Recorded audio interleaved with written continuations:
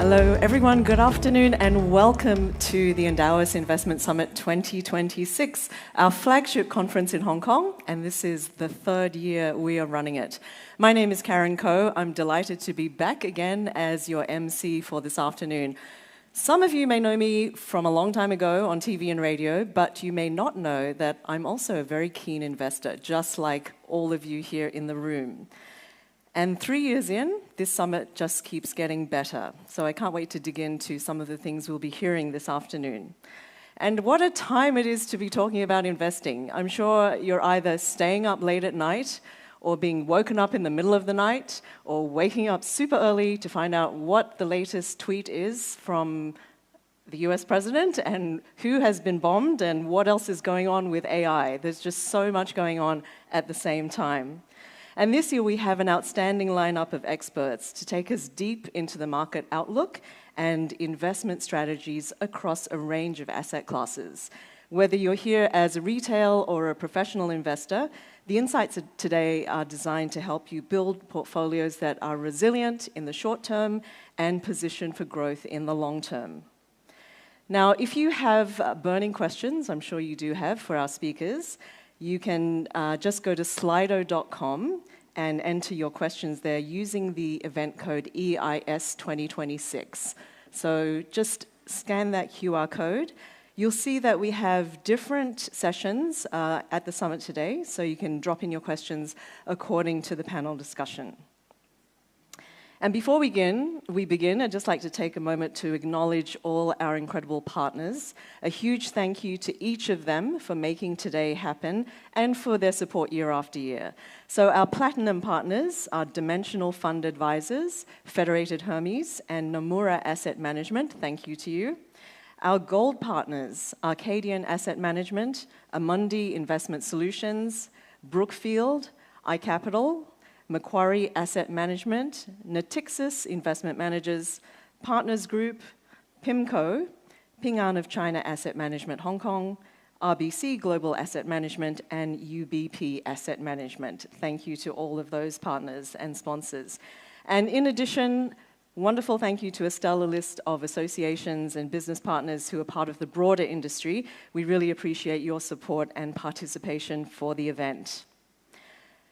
Now, before I welcome Endowus's co-founders to the stage, we just want to take a moment to celebrate how far their journey has come, really driven by this unwavering mission to build a conflict-free, transparent, and truly empowering wealth management experience for investors across Asia. So let's take a look.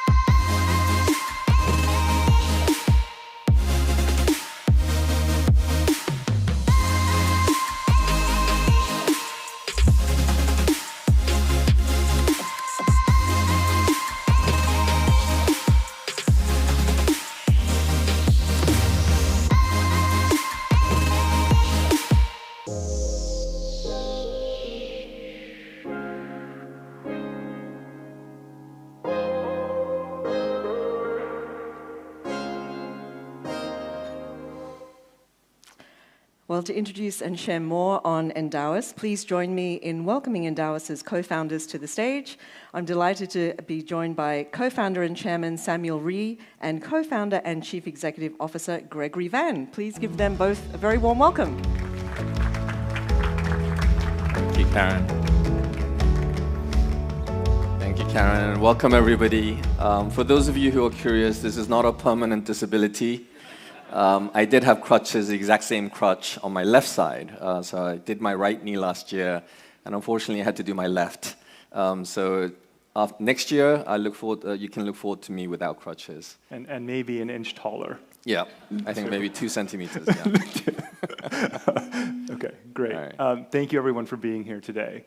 I'm going to start off by something a bit different. For those of you who know me, I am overly obsessed with our swag. Overly obsessed. So I'm always wearing the Endowus hat, which has a lot of messages on it. I heard there's too much writing on the hat. But it says conflict-free wealth, Singapore, Hong Kong, many other things. Invest better to live better, which is our slogan. Downstairs, we have our 2026 vintage tumbler. Okay. And the tumbler is by Mir. So Mir is the same company that Patagonia and Arc'teryx use for their tumblers and bottles and things like that. It's really cool, but it has a really important message on the tumbler, which says, in 2026, I was part of the conflict-free wealth movement. I invest better to live better. So hopefully, when you pick this up in 2050, you'll remember that you were here in 2026. And if you're quick enough, and please don't rush out the door right now, we have a laser printer downstairs to engrave your name on your tumbler. But please, yeah, everyone stay here. A lot of important content. Don't get too excited. Don't get too excited. So, of course, there's a lot happening in the world. And there's a very, very small amount of things that are actually in our control. Oftentimes, it feels like our head is exploding when we do wake up at 6 a.m. and flip to CNBC and see what the latest news is, see what the market has been doing. We don't like to live in this world, and we really want to take control of what we can in this paradigm. So when we started Endowus, we had the mission of getting access to the world's best investment strategies, personalized and delivered seamlessly with conflict-free fees to achieve wealth goals. That means institutional quality access. Today we work with over 100 global fund managers, many of them here today. Evidence-based, liabilities-driven asset allocation, the same framework that endowments, pensions, sovereign wealth funds have been using for decades to achieve their liabilities. Lower, fairer fees.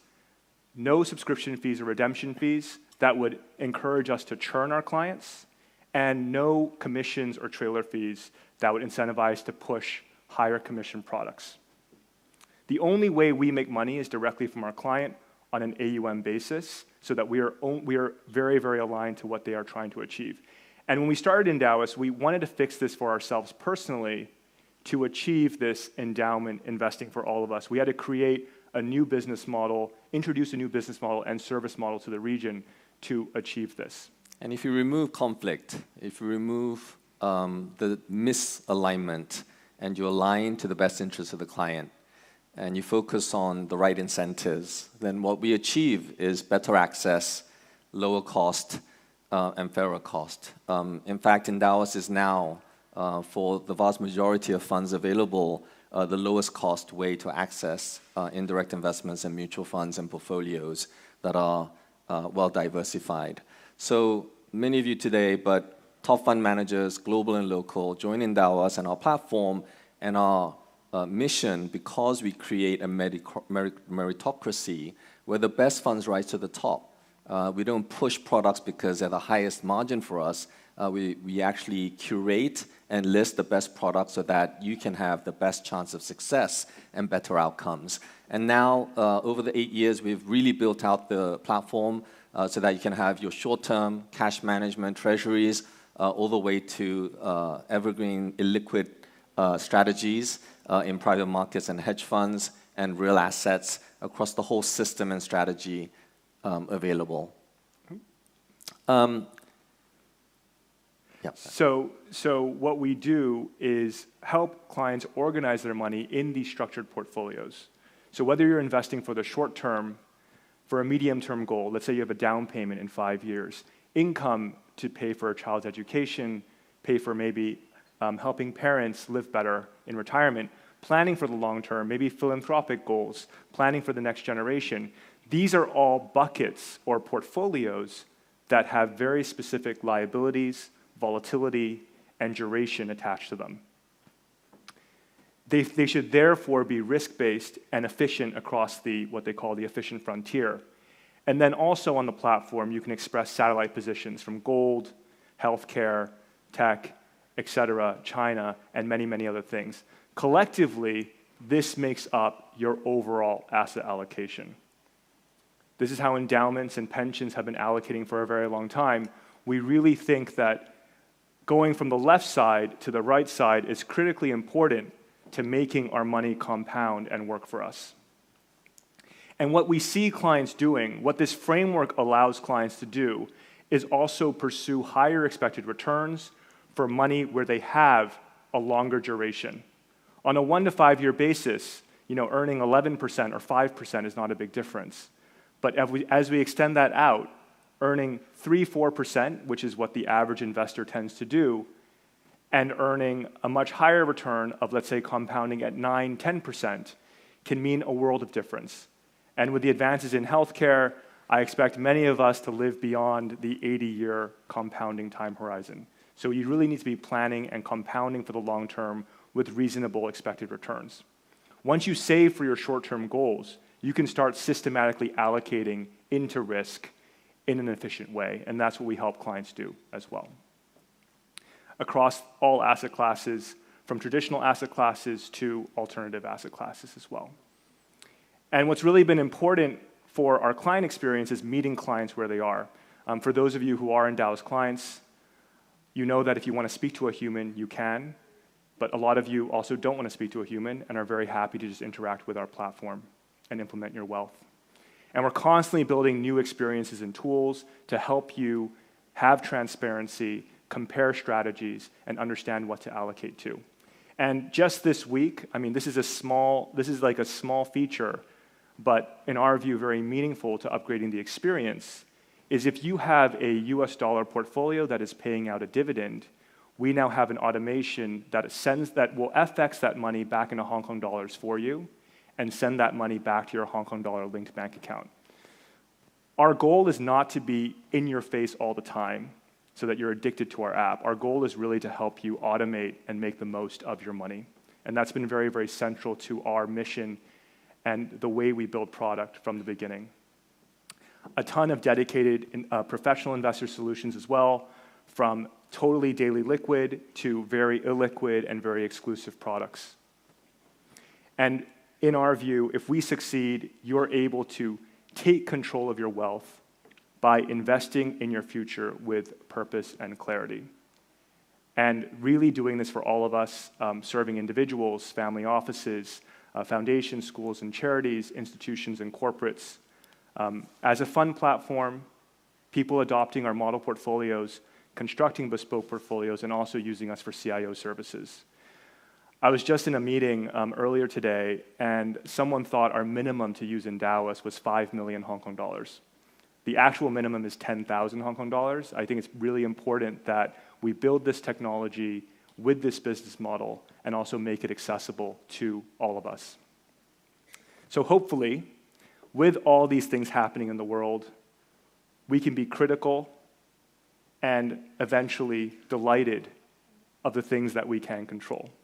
And with that, I'm going to hand it over to Sam and Hugh, our CIO, to give us a view on the markets. Okay, wonderful. I'm going to stay on. They're really making the cripple guy work today. So if we can get the slides up for the state of the market. It's a presentation we did last year. I think it's good to set the tone for the wonderful panels that we'll be having today, where we'll go much deeper into specific asset classes and strategies. Today, as we look around, as Greg's slide showed, there's a lot of things going on. I just want to take us back. The title of the presentation is "This Too Shall Pass," and I just want to highlight J.P. Morgan's quote, which is often quoted when he was asked what will happen to stock markets. He replied, "It will fluctuate." And last year at Endowus Investment Summit, it was the day that this man tweeted this message, April 9th, 2025. This year he gave us another present. And he seems to perfectly time the Endowus Investment Summit. I'm really looking forward to what he's going to do next year. But Iran war has created major dislocations. Surprisingly, the equity markets have not moved a lot, as you can see in the bottom charts. But what we have seen is oil prices directly being impacted, a 50% rise. We've seen volatility spike up and remain high. We've seen some profit taking and de-risking in the markets. So the most highest performing best performing market last year, and in the first 2 months, the Korean market went up 50% before correcting very sharply. But you can see that the divergence is relatively low, and what's interesting is one of the best performing asset classes is the US dollar. Hold on to that thought. Last year, after Liberation Day, we actually saw a 40% rebound in markets. We here today, on this platform, very platform last year, talked about the long-term reasons why you need to remain invested, and it was the right decision. We talked about diversification and the benefits of that. And this is the US performance, and US was one of the worst performing. If you look at many of the other markets across Asia, across emerging markets, they actually did tremendously better.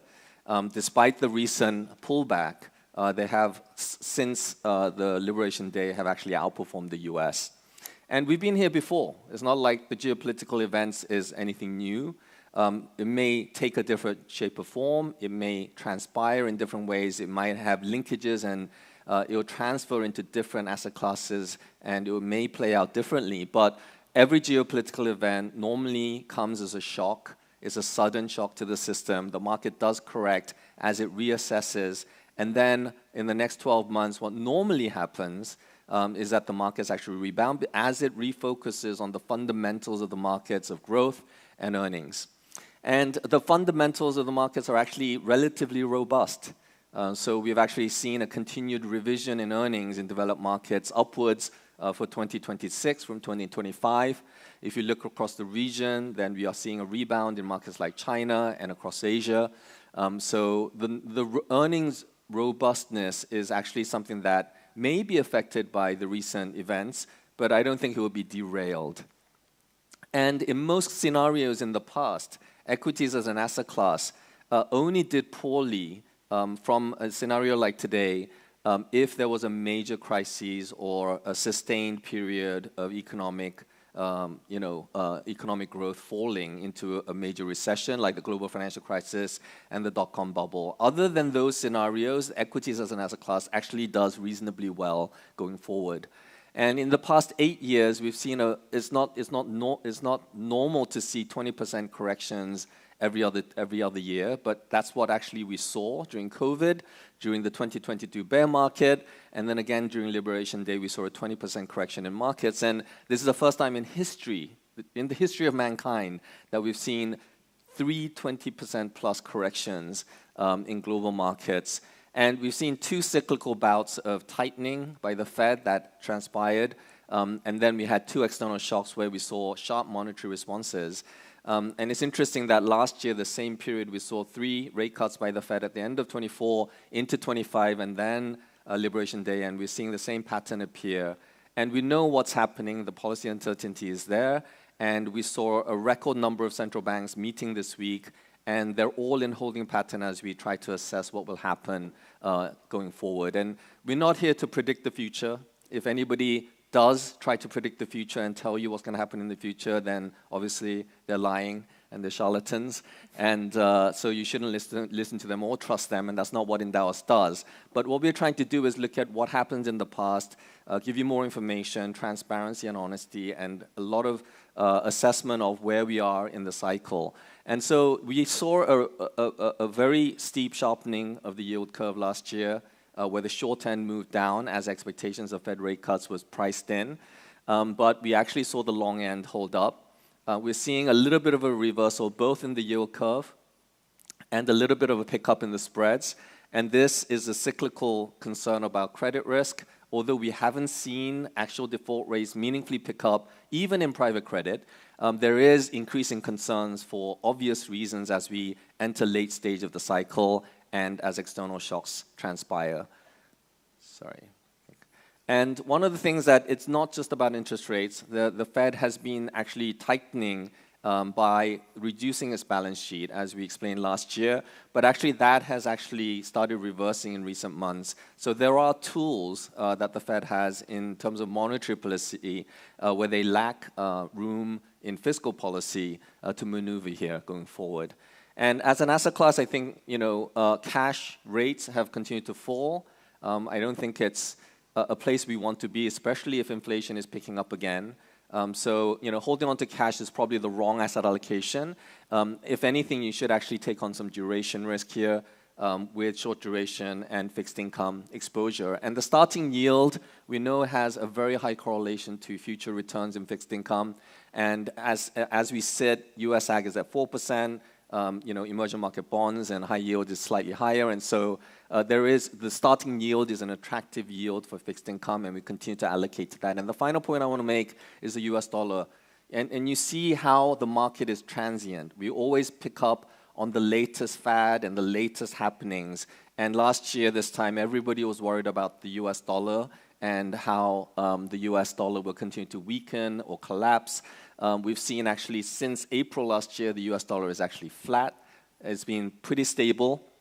And in fact, in the recent shock, I think that there has been a flight to safety to some degree with US dollar being picked up as well in allocations.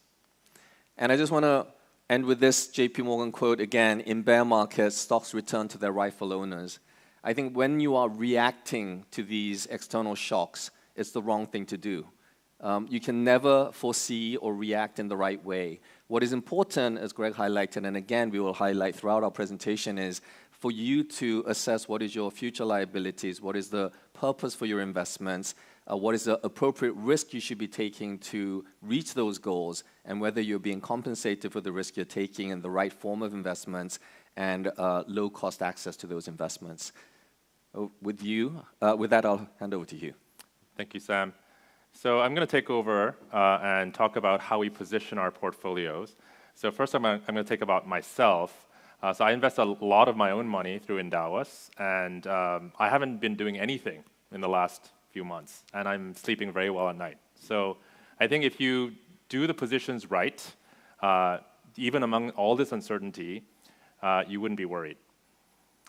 Now, I'm going to go through a few charts talking about the importance of diversification, which Sam had alluded to as well. This chart is showing you diversification across asset class and factors. So the orange line that you're seeing here is NASDAQ across 20 years. The blue line is a different scaled chart of fixed income, a global ag, and the green is the Dow Jones.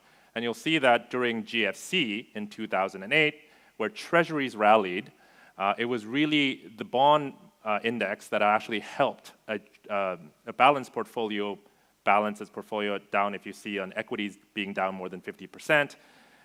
If you look at the last few years in 2022, when we saw the worst performance of a 60-40 portfolio, and you'll see that both equities and bonds are down multiple double digits, you'll see that in this case, having an allocation to Dow Jones, which is blue chip, very different factors to growth, have actually performed very well. And in the more recent episode of Liberation Day, again, having bond allocations would have helped your portfolio. The next chart shows a very similar phenomenon, but this time in regional allocation in green for emerging markets versus S&P 500 in orange. You'll notice that emerging markets have done much better than US markets over the last 12 to 18 months, and therefore, regional allocation is very, very important, and we'll have a panel today on beyond US. This chart shows you the importance of strategic allocation, asset allocation. If you look at it on a short-term basis, obviously, if you time the markets and overweight the sectors and countries well, you could have a very favorable outcome. But as you go long-term, you'll notice that the median returns for strategic asset allocation are higher than tactical asset allocation. And even the highest scenario, you'll see that the top end is higher for strategic asset allocation versus tactical. It is very difficult to outperform with tactical asset allocation.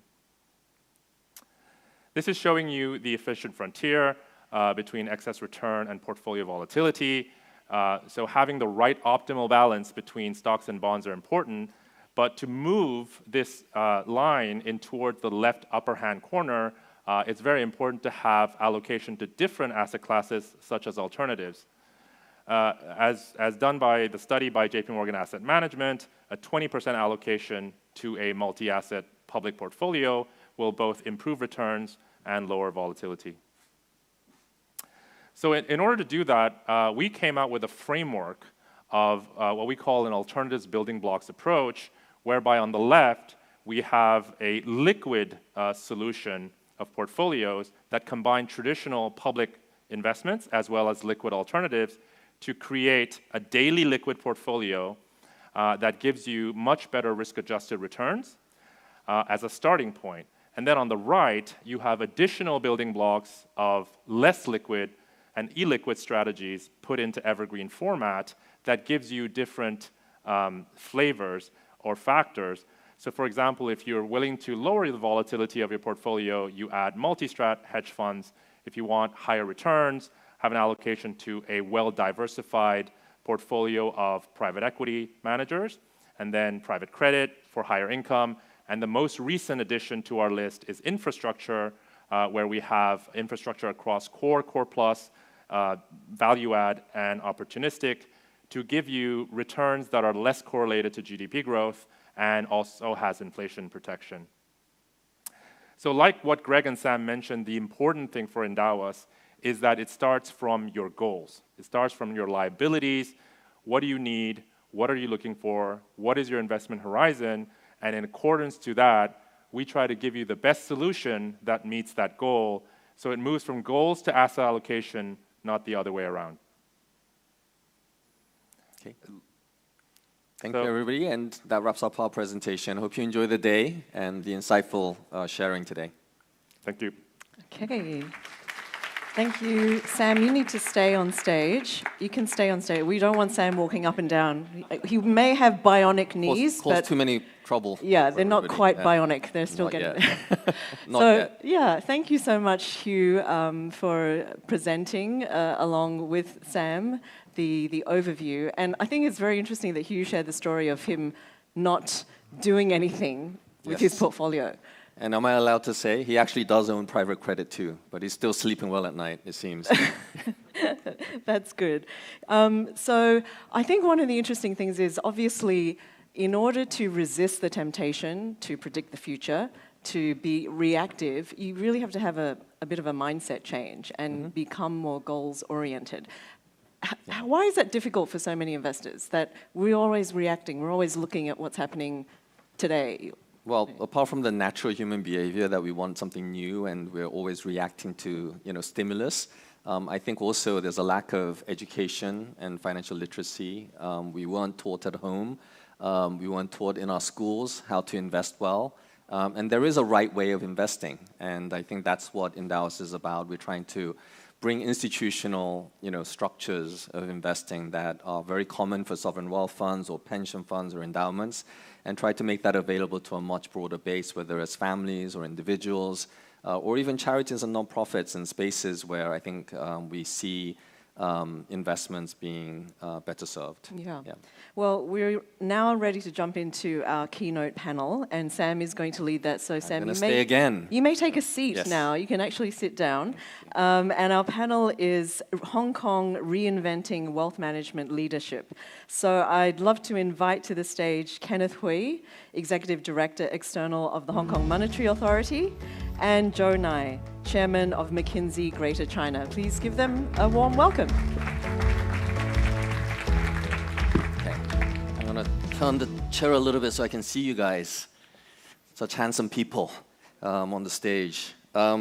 As you know, I think we wanted to delve into Hong Kong's position as a wealth leader in the region globally. And I'm going to roll off some stats to kick us off. Hong Kong's, according to SFC, Hong Kong's asset and wealth management AUM is going to soon surpass $5 trillion. Bloomberg's research expects Hong Kong to surpass Switzerland very soon to become the world's largest cross-border wealth center. So I think as we enter 2026, I think the narrative is shifting about Hong Kong from a story of recovery to leadership. But we also face new challenges, such as the geopolitical risks that's happening right now and tensions across the region.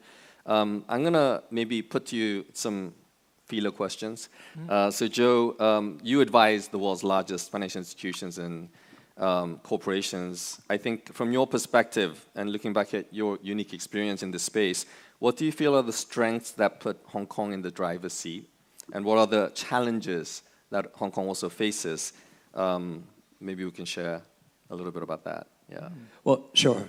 First of all, thank you very much for inviting me here. It's really impressive, right, to see the turn up and also how you guys have grown, right, over the years. Not a plug. I'm a customer. I'm still looking to appear here because Greg promised me a few strokes next time we play golf. But back to Hong Kong. Look, I think that it has really been a story of consistency, right? As we went through the last 10 years, I think a lot of our multinational clients keep looking at where to invest the next dollar, right? And you know what's very interesting? We're working with a bank, and who's thinking about like where do I invest my next dollar? Like how do I think about globally? Like I can put my extra capital anywhere else, right? And Hong Kong actually comes up pretty strongly every time you look at it, right? Across decades, right? It's actually quite interesting that investing here, right? And again, we're very blessed with, I think, a lot of wins coming through here, right? If you look at kind of wealth management, insurance. I was the other day with, looking at a few of the industries in Hong Kong, right? And interestingly, the two that stands out, right? One, obviously financial services. The other one, education, right? And so if you think about like who is buying property these days, right? It was actually like universities, right? University endowments are actually part of like the, what has been growing a lot. So if you think about Hong Kong in the last 10, 15 years, right? How much wealth we have created here, both from, local, domestic, but obviously the Greater Bay Area, the winds blowing in this area, as well as I would say as a regional hub. I do think that, the finance industry is a really blessed industry in Hong Kong. And again, knock on wood, it has been like that, and it continues. And I think that if I think about multinationals looking at around the world, this remains like the one place where you get better than average returns across the industry. And that's actually quite spectacular. Fantastic, thank you for that. And any successful financial hub always involves a partnership between the public sector and the private sector. And so a question to you, Ken, to truly be the global leader, what are the bold moves that Hong Kong has to make? And what are some of the HKMA specific priorities for 2026 to ensure we remain a truly global multi-corridor hub for capital for the region?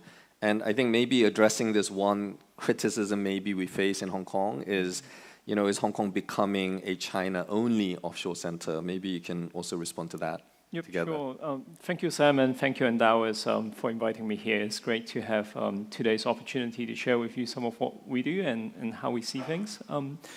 On your last question, I can see why some people may be thinking that Hong Kong is turning into a China-centric, China's financial center.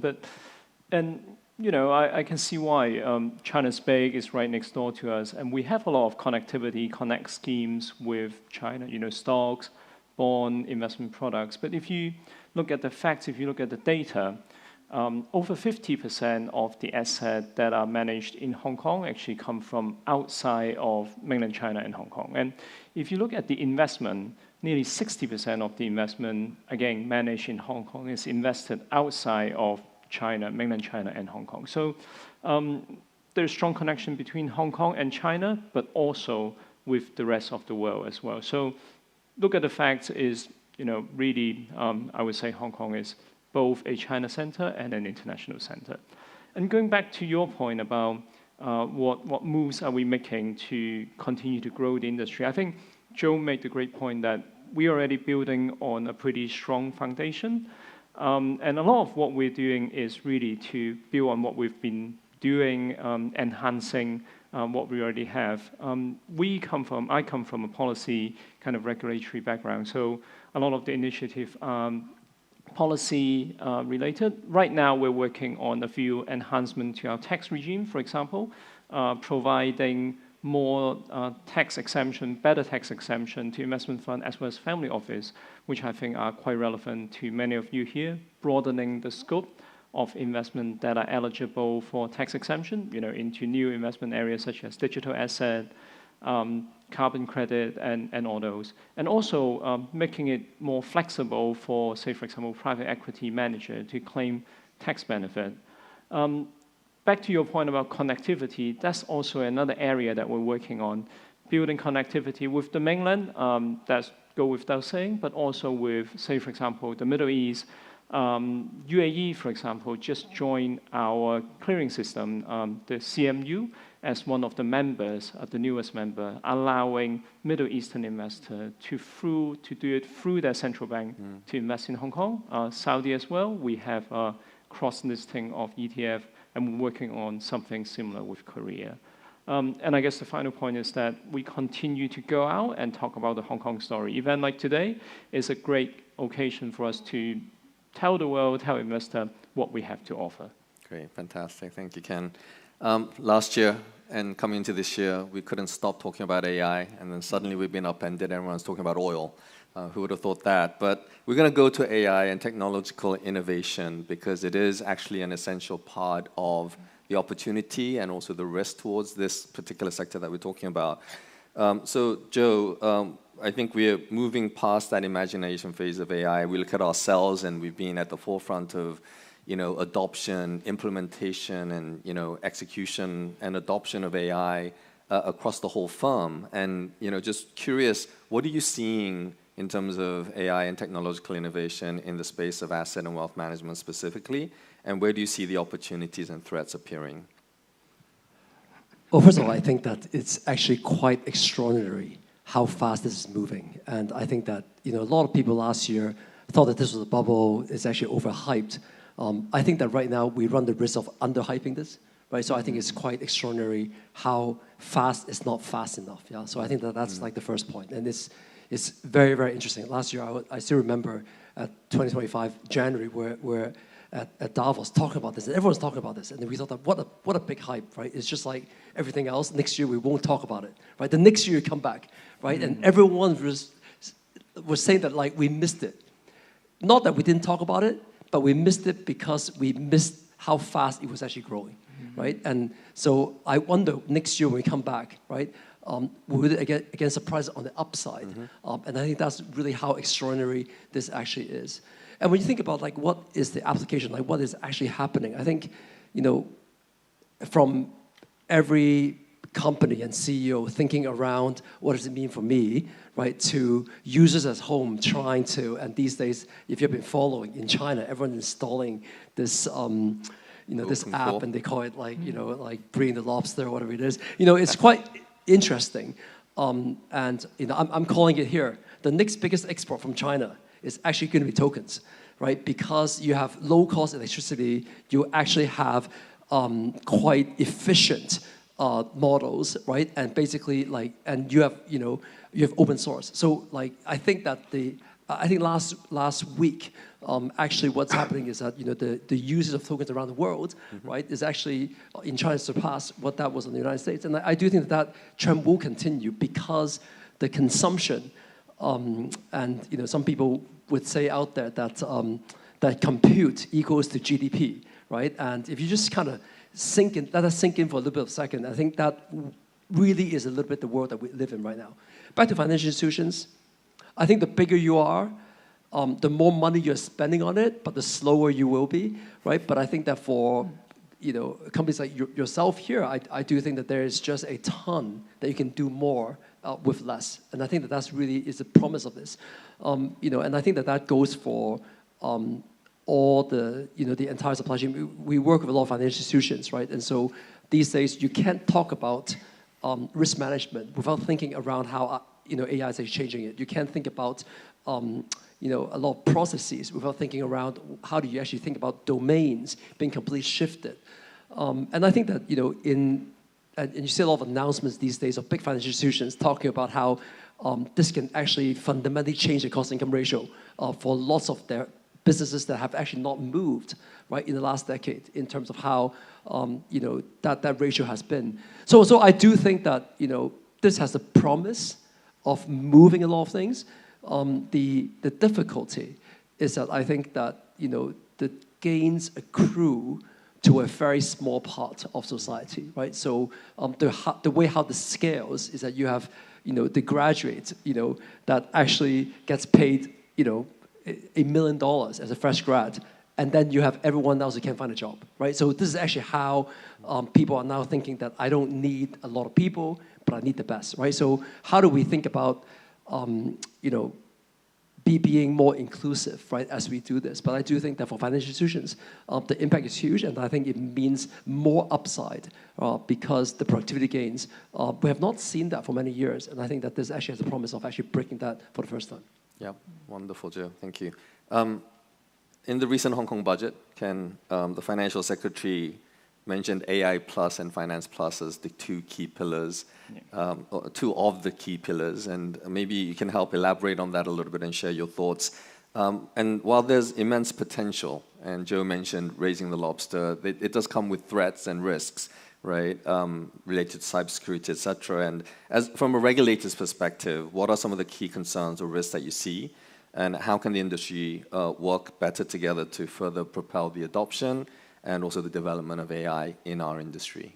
Yeah, Joe has already elaborated very well the benefit and promises of AI, both at the macro level and also at the individual company level. But as the regulator, as the supervisor, we naturally look more, maybe not more, but very closely on the risk, on the concern as well. And I know I'm talking to a very sophisticated crowd, and you all know the risk of AI, hallucination, data security, model opacity, and all those. Those are very relevant in the financial context, but perhaps in finance, these are even more important.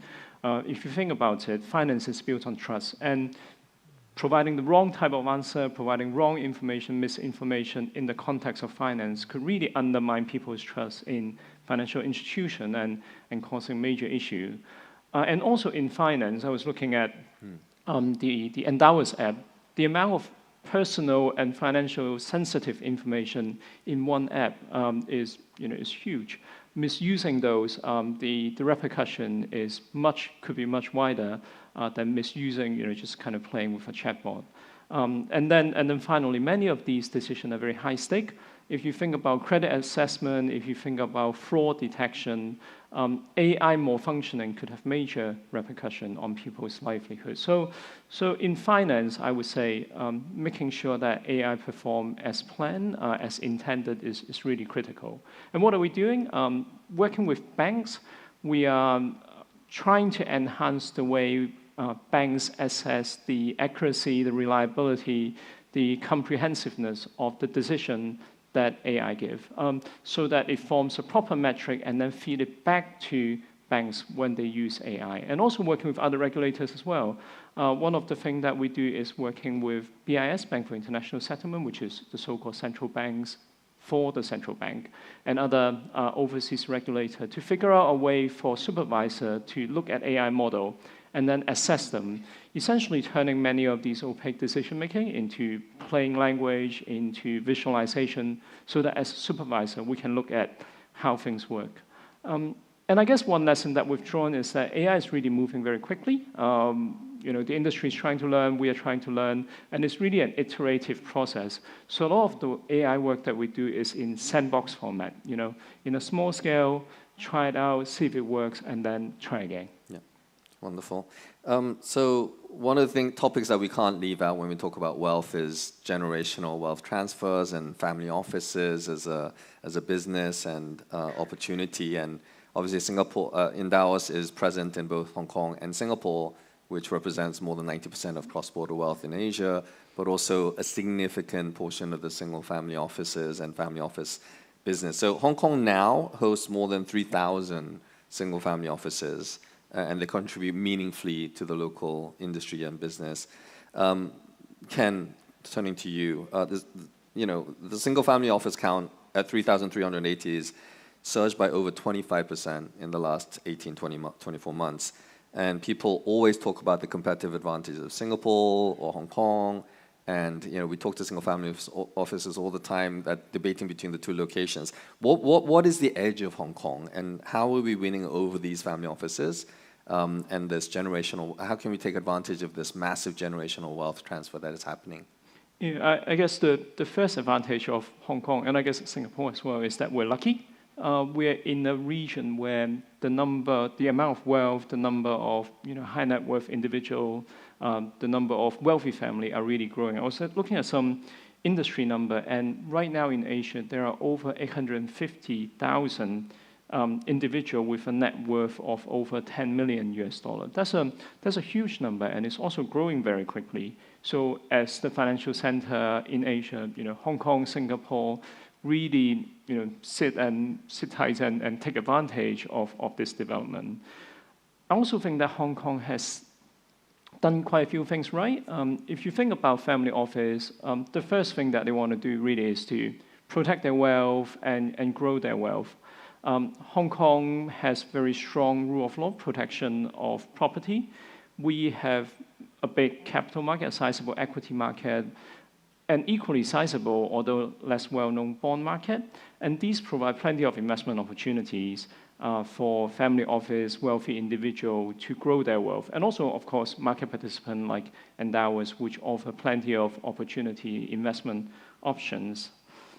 And then there is, of course, a very supportive government ecosystem. I mentioned earlier about the tax enhancement that we're enhancing. The government has also introduced various policies, such as the capital immigration investment scheme, which allow people, wealthy individuals, to invest in Hong Kong and come to Hong Kong.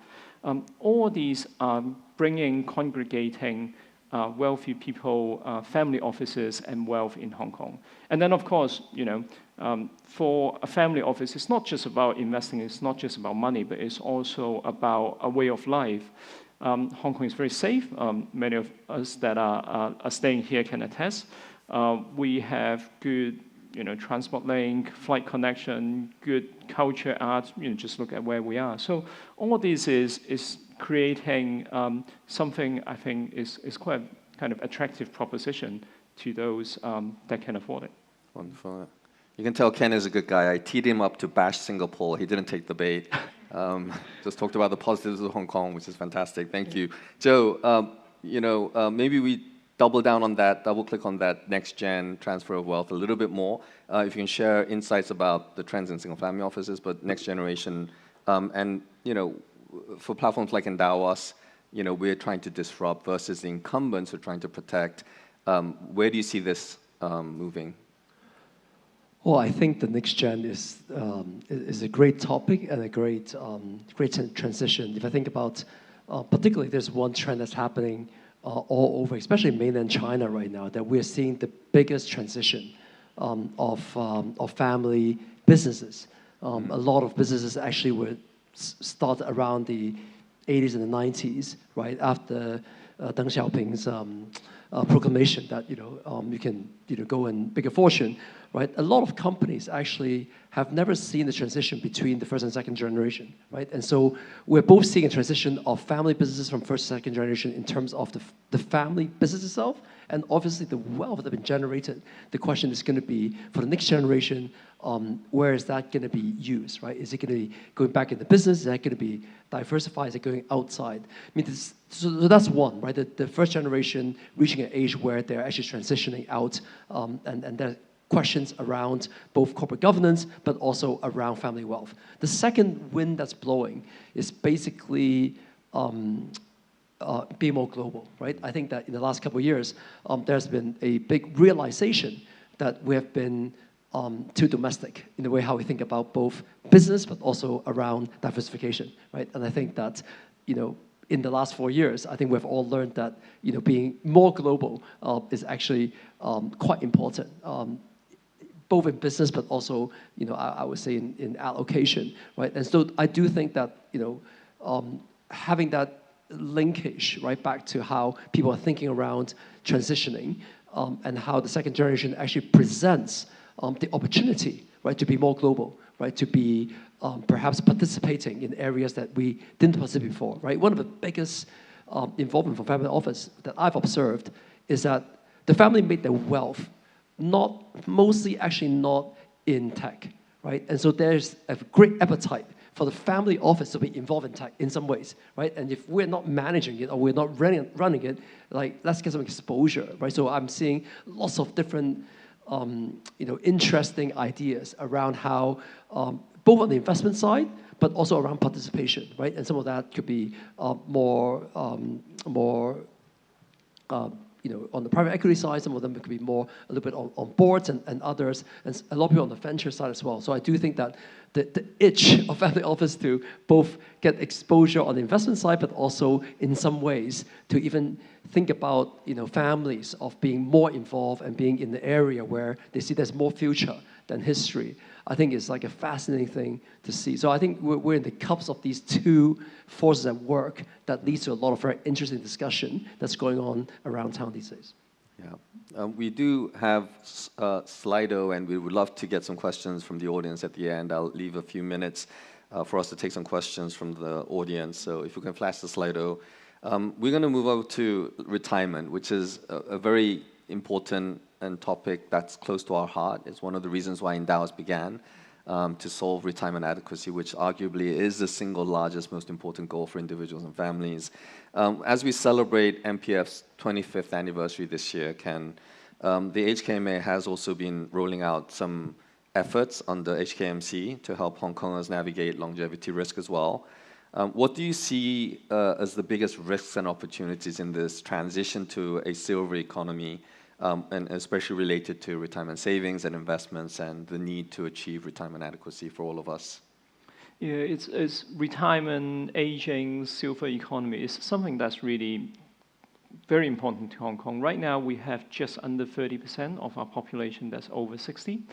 In 20 years, the proportion would grow to 40%. So 2 in 5 people would be over 60. So you can imagine, this is a huge population. If we don't handle it well, it could cause major issue.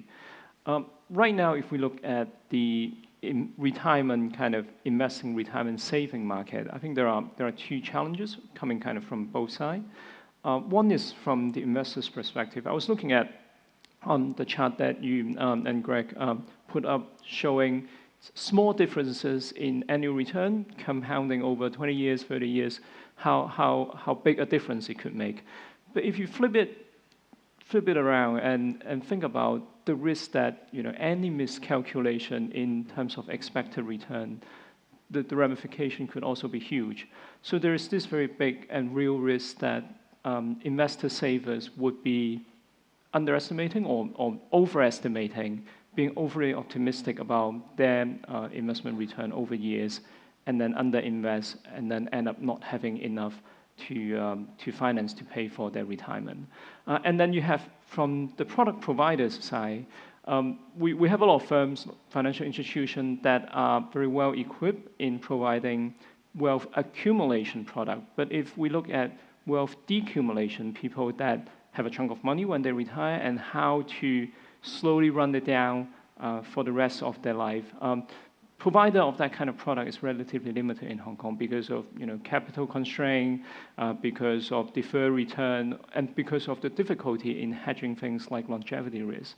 But if we think about it, we can really handle this well. The amount of, say, for example, consumption that this can unleash could be huge. People that feel safe in their retirement are more willing to spend, and this is something that we as a society need to think properly about.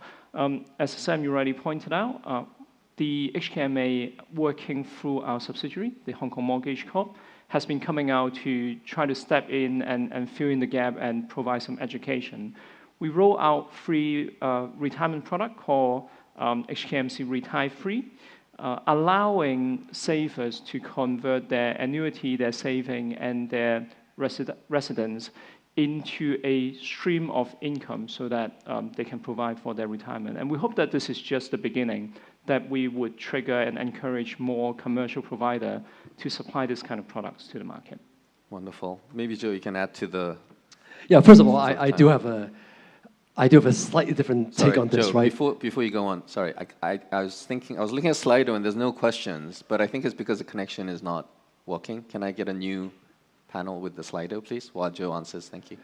Yeah, I mean, so the first comment I have is 60 is nothing, right? 60 is no close to retirement. Like, come on, 60 people on the second career, if not the third, like 80 people on the fourth career. Okay, so I do think that we have to think very, very differently, right? This whole thing, when you hit 60, is like decumulation. I think it's totally wrong. Okay, I do, and that's why you can You can dream all you want. That product will not be sold because no one in their minds today, in 60, are thinking about wealth accumulation for the next 40 years, right? And God bless you might live 60 years. So I do think that we got to think very, very differently around how the current stream of professionals and everyone I know who is 60 or not, right, are thinking around, right, how to accumulate wealth, how to invest, how to, get onto the next thing, right? So I do think that there is that appetite and there's that, so I do think that around how do we find the right, products, the right narrative, the right, productivity uses, right, for that. And again, right, with AI, robotics, everything else, right, I have, unlimited potential, right, for the 60 plus, right, to actually add a lot of value to society and actually accumulate wealth and to get on to the next thing. So I think that's the first thing. So the second one, which I think, look, I think that the other thing is because of how the healthy aging is going today, right? I do think that that also is something where, the risk is obviously there for people outliving, right, the stream. So I think that insecurity, right, and all that will always going to be there. And how do we actually think about it? So I do think that the whole discussion around this, the whole education around this, and also I would say that the opportunities that we need to create, the products, and the participation, I do think that that's unleashing of societal potential that we should think about, rather than think about this kind of passive decumulation phase, which I think in the textbooks, when we went to college in economics, you learn, but I just think it's nowhere close to what we see as a reality in Hong Kong. Maybe in Switzerland, that's what they think about, but not in Hong Kong. Wonderful. Yeah, if you're 60 and you live to 90, you have 30 years ahead of you. And of course, there is a question saying people don't want to work until 60. Which is I tell you, I was just in Taiwan last week, Yeah. and I was with a bunch of people who are in manufacturing, and they said that in the 2000s, right, we made a lot of money because that was the PC era, right, and that was actually when we have this whole stream, and I was ready to retire and give it to my son, who was like completely not interested in our boring business that was trading at 3 times PE. All of a sudden, Nvidia happens, Jensen Huang, our hero, and then you can't stop me from going to work right now, right? Yeah. We're sexy, we're trading at 30 times, and this is like the next big career. How often do you have in one's career to have a second time that you actually raise to a peak, right? So the guy's like 75, right? And literally jumping to work because now he's in the sexy, AI chip business and has made more money than he's ever seen in his life, right? So again, right, I do think that the cycles that we see today and the opportunities, right, is something where I think, is a very, very, that guy is nowhere close to any decumulation that you'll ever see. So I do think that we're seeing a lot of that energy that's being unleashed, right, as we see. In mainland China, it's the exact same thing. The reason why it's so involution, right, so juan in China is because in turning AI, you have a 20-year-old, you have a 40-year-old, you have a 60-year-old, you have an 80-year-old, all doing AI today, right? So it's really where,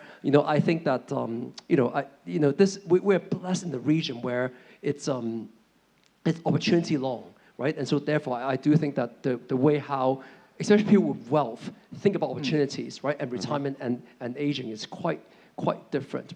I agree. For HMA, there's a whole population out there that may need your decumulation product, right? I'm just saying that there's a whole other segment out there that actually is a potential that needs to be unleashed. I didn't realize Joe was so excited about retirement and this issue. He's so passionate. I love it. So we'll do a separate session with Joe on retirement adequacy and how we invest.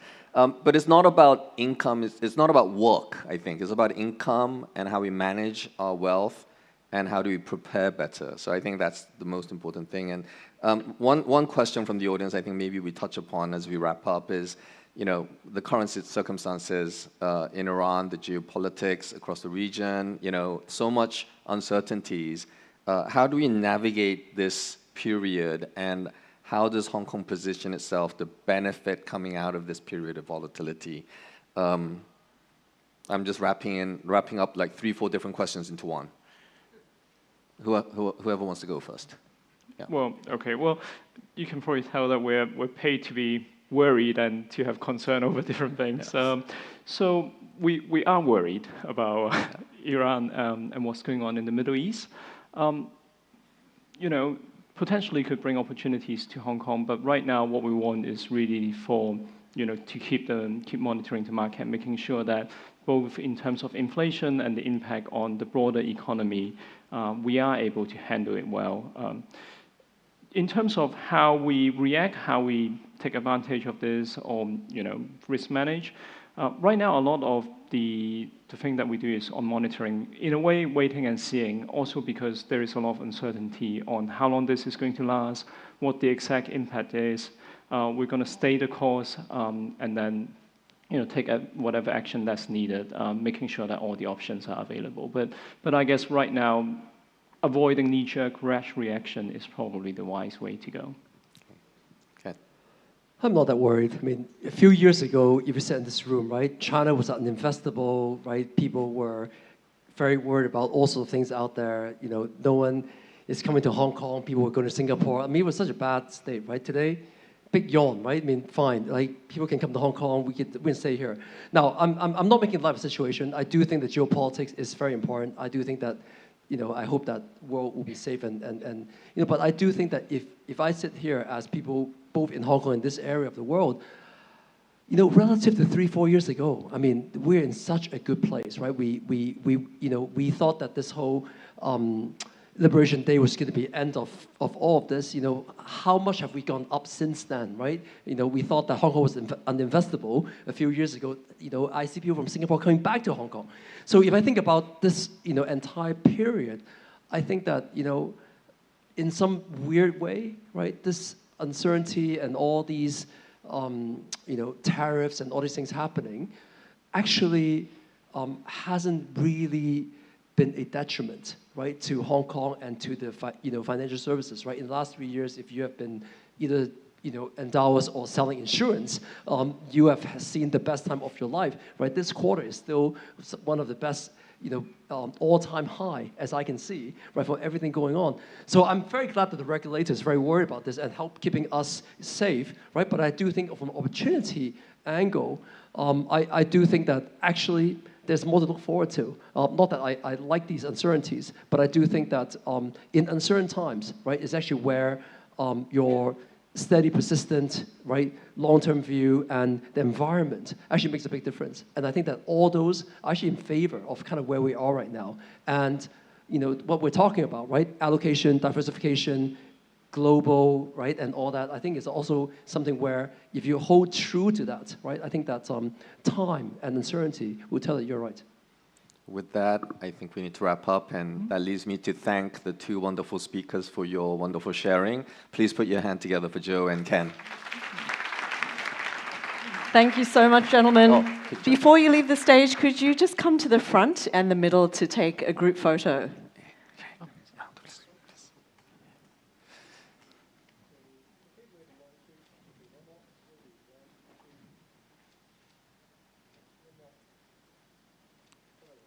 Thank you. Thank you. Wonderful. Thank you so much. I really do like that debate on the silver economy. I'm about to join the silver economy, but I think this shows a difference between the Gen Xers and the millennials. Obviously, Joe, you're a Gen X, and Ken is a millennial, so slightly different views. Okay, we are getting ready to reset our stage for the next panel, where we're going to take a deeper dive into specific asset classes and speak with some experts in the credit space on how you can navigate the rate cycle, uncover opportunities, and build resilient portfolios. Also, if you do have questions for our speakers, don't forget to go to slido.com and use that QR code, or you can just enter the code EIS 2026.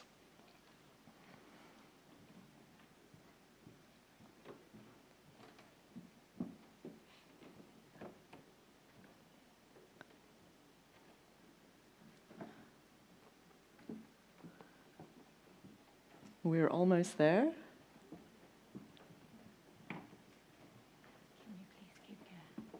Yeah. I think the other thing that Ken was not drawn on the comparisons between Hong Kong and Singapore, but I think in Hong Kong we have grit and energy and hustle, and we also have a little bit of winter, so that makes us a little bit special.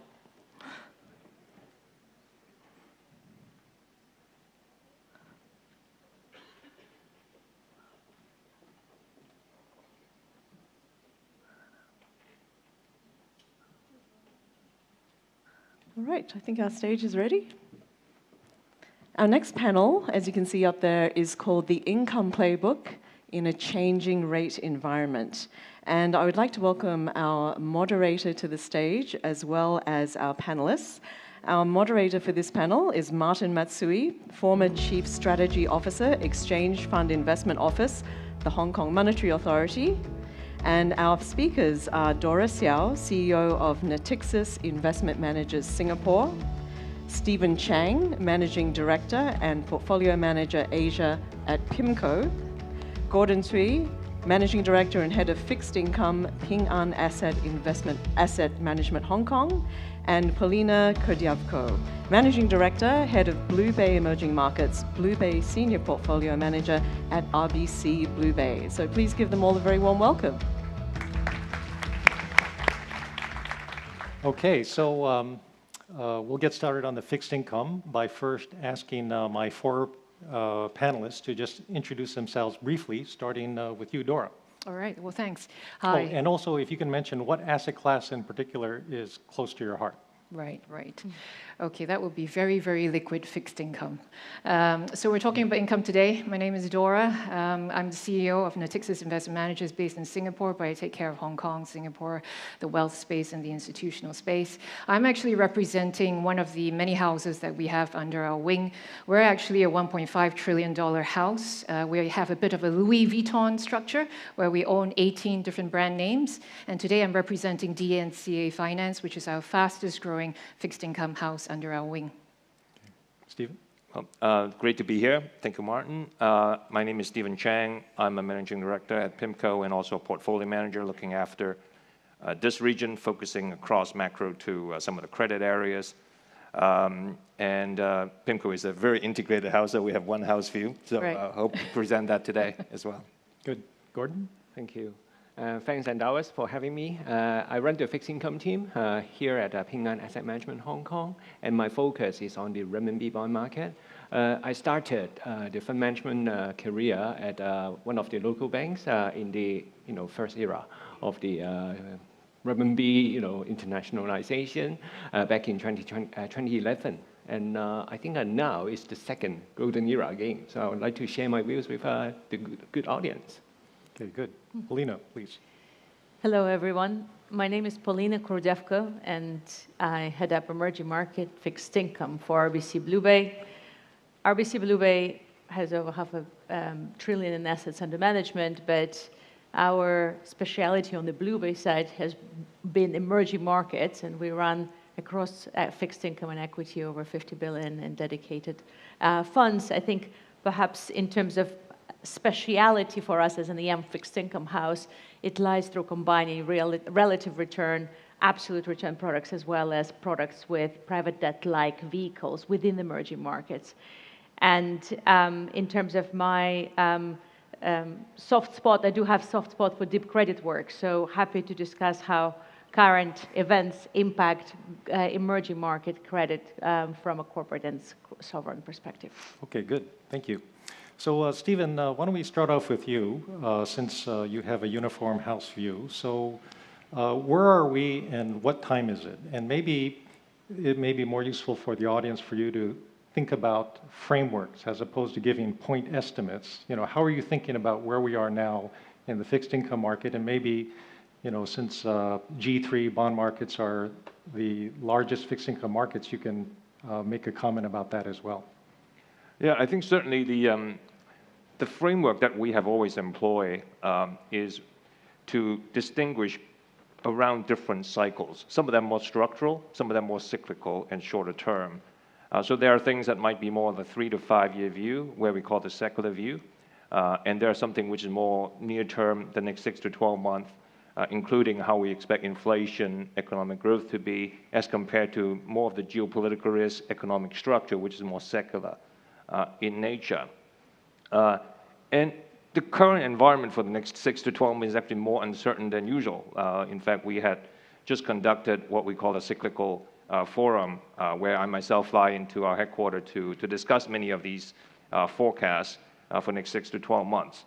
And the range of potential outcome has just widened so much after that Iran situation.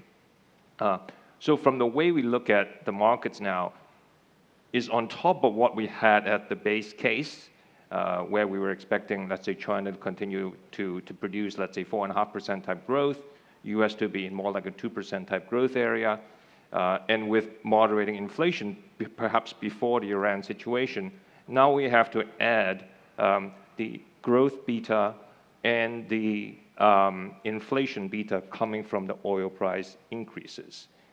Many of these countries are energy importers, and that would have more of a inflationary impact higher, whereas the growth impact could be lower as a result. There might be a smaller set of countries that would be energy exporters and could potentially benefit from this situation, assuming they're not in the affected area.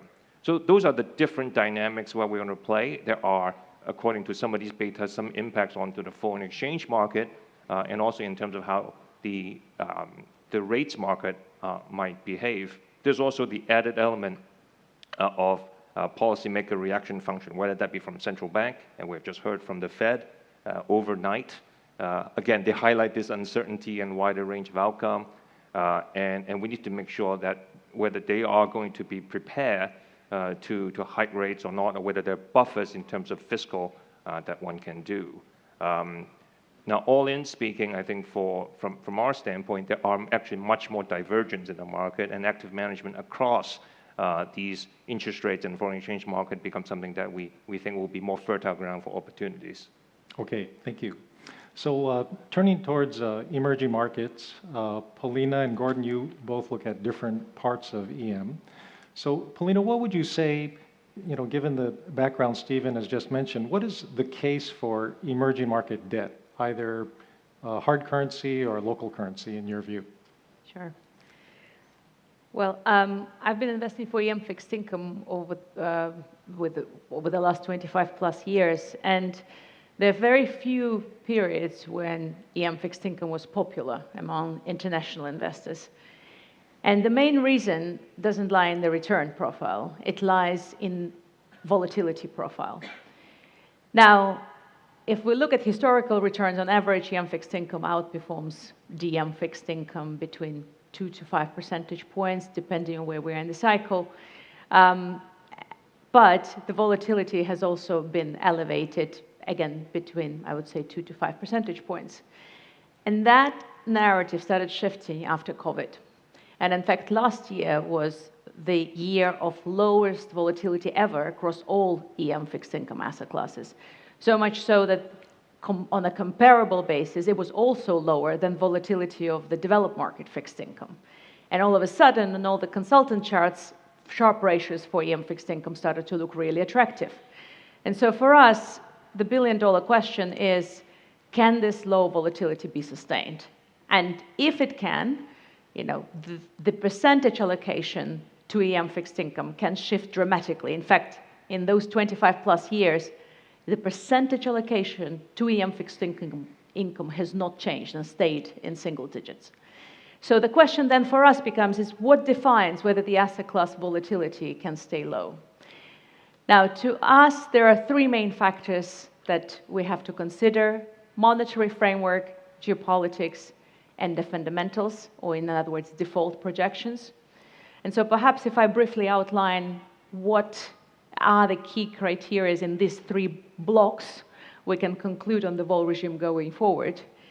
I think on the monetary policy, I guess the biggest, we were very excited up until the Iranian war, we as in investors in local currency, given that this is the asset class that was a swear word until a few years ago.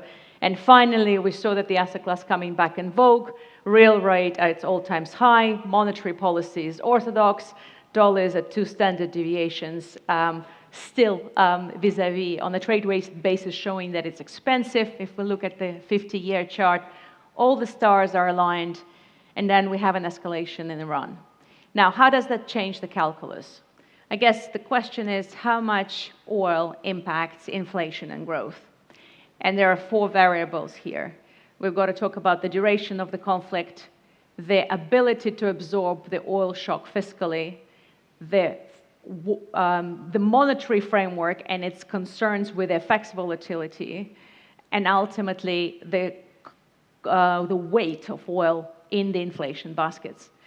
I guess for us, when it comes to duration, again, we're not going to predict things, but generally we're on the more cautious side. We feel that while US clearly wants de-escalation, it's not clear how the de-escalation yet can happen between Iran and Israel.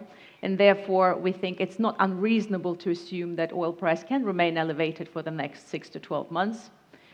When we think about the ability of the sovereigns to absorb the shock of oil price fiscally, obviously this region has the highest capacity to absorb the oil price fiscally compared to EMEA and Asia, and Latin America.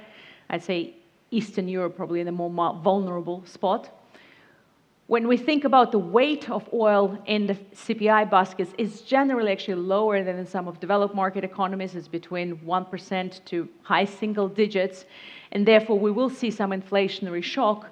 But then bringing me to the monetary policy aspect, ultimately the currency volatility is what central banks, especially in the high-yielding economies, is also more sensitive to, which means to us that all being equal, the rate cuts are likely to be delayed, and ultimately hawkish policy mix globally is likely to be rewarded.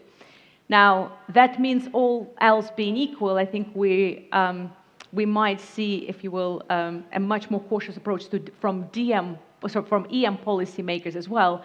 And therefore, the area that really saves you is the cushion you have through carry that you created on the currency. But I think it's a bit premature to talk about a further aggressive currency appreciation on the local side. Touching briefly on the other 2 points, I think geopolitics is actually much easier to play in emerging market credit. Firstly, because the area that has seen unprecedented economic renaissance after 20 years is Latin America, given the backyard policy, given the commodity richness of the region. And I think it's also the area with the highest yield opportunities. So to us, that's on a relative basis, a winning area. I would also say that from the geopolitical conflict side, if you look at sovereign index, the top 2 performers in the EM fixed income year to date are Venezuela and Lebanon, that are both up 48% and 28% as of yesterday in hard currency fixed income. So I would say that it's actually easier to play the investment view on the resolution of the conflict through distressed securities rather than to predict what will be the outcome of that conflict. And last but not least, when we think about default outlook, we would have divergence in default between sovereigns and corporates. We think in the emerging market space, we would expect sovereign defaults to remain below 1%. In fact, that's our bottom-up forecast. In the corporate space, we think defaults globally are likely to rise because lower growth, higher rates, none of those points are good for corporate balance sheets. And we can debate the pace of rise, but I think it's not unreasonable to expect that corporate defaults are going to be in the mid-single digits globally, and EM is not an exception, although less driven by private debt fears, more driven by double-digit real rates in some of the countries. Okay, good. Thank you. And Gordon, RMB government bond market seems to be a safe haven for now. What are the prospects going forward, given what Paulina has just mentioned? Yeah, within the EM space, renminbi bond market plays a key role because after all, it's the second largest economy, and the bond market itself, 160 trillion renminbi, is the 4th largest. So it basically plays a key part in the asset allocation for many central banks for their reserve management, as well as investors, no matter it's institutional or even for individual investors down the road. If we look at the current conflict, one of the determinants for the bond market, whether it displays the safe haven status, is whether it is actually incurring a lot of contingent liability in the sense that the military spending for the case of US. If you look at the Iraqi war from 2003, 2012, basically the amount adds up to trillions. It's like if you use AI, 5 trillion plus because of all those return costs. So in the current, after all, it's only a few weeks, but already Trump is already asking for 200 billion from the Congress. And in the case of other countries, obviously UK, Japan, they did not take part in the first wave, or maybe down the road they may not even need to incur a lot of military spending, just like in the past war. But in the case of China, in fact, to the different parts of the industry, they actually benefit. For example, I took a Uber here. The Chinese EV driver told me he was glad he changed, his car from a running on petrol one to an EV. It saved a lot. For example, even the fertilizers, Bloomberg actually ran a story this morning saying that people are overhyped about the food shortage because China actually is a key, producer of all those potash, urea.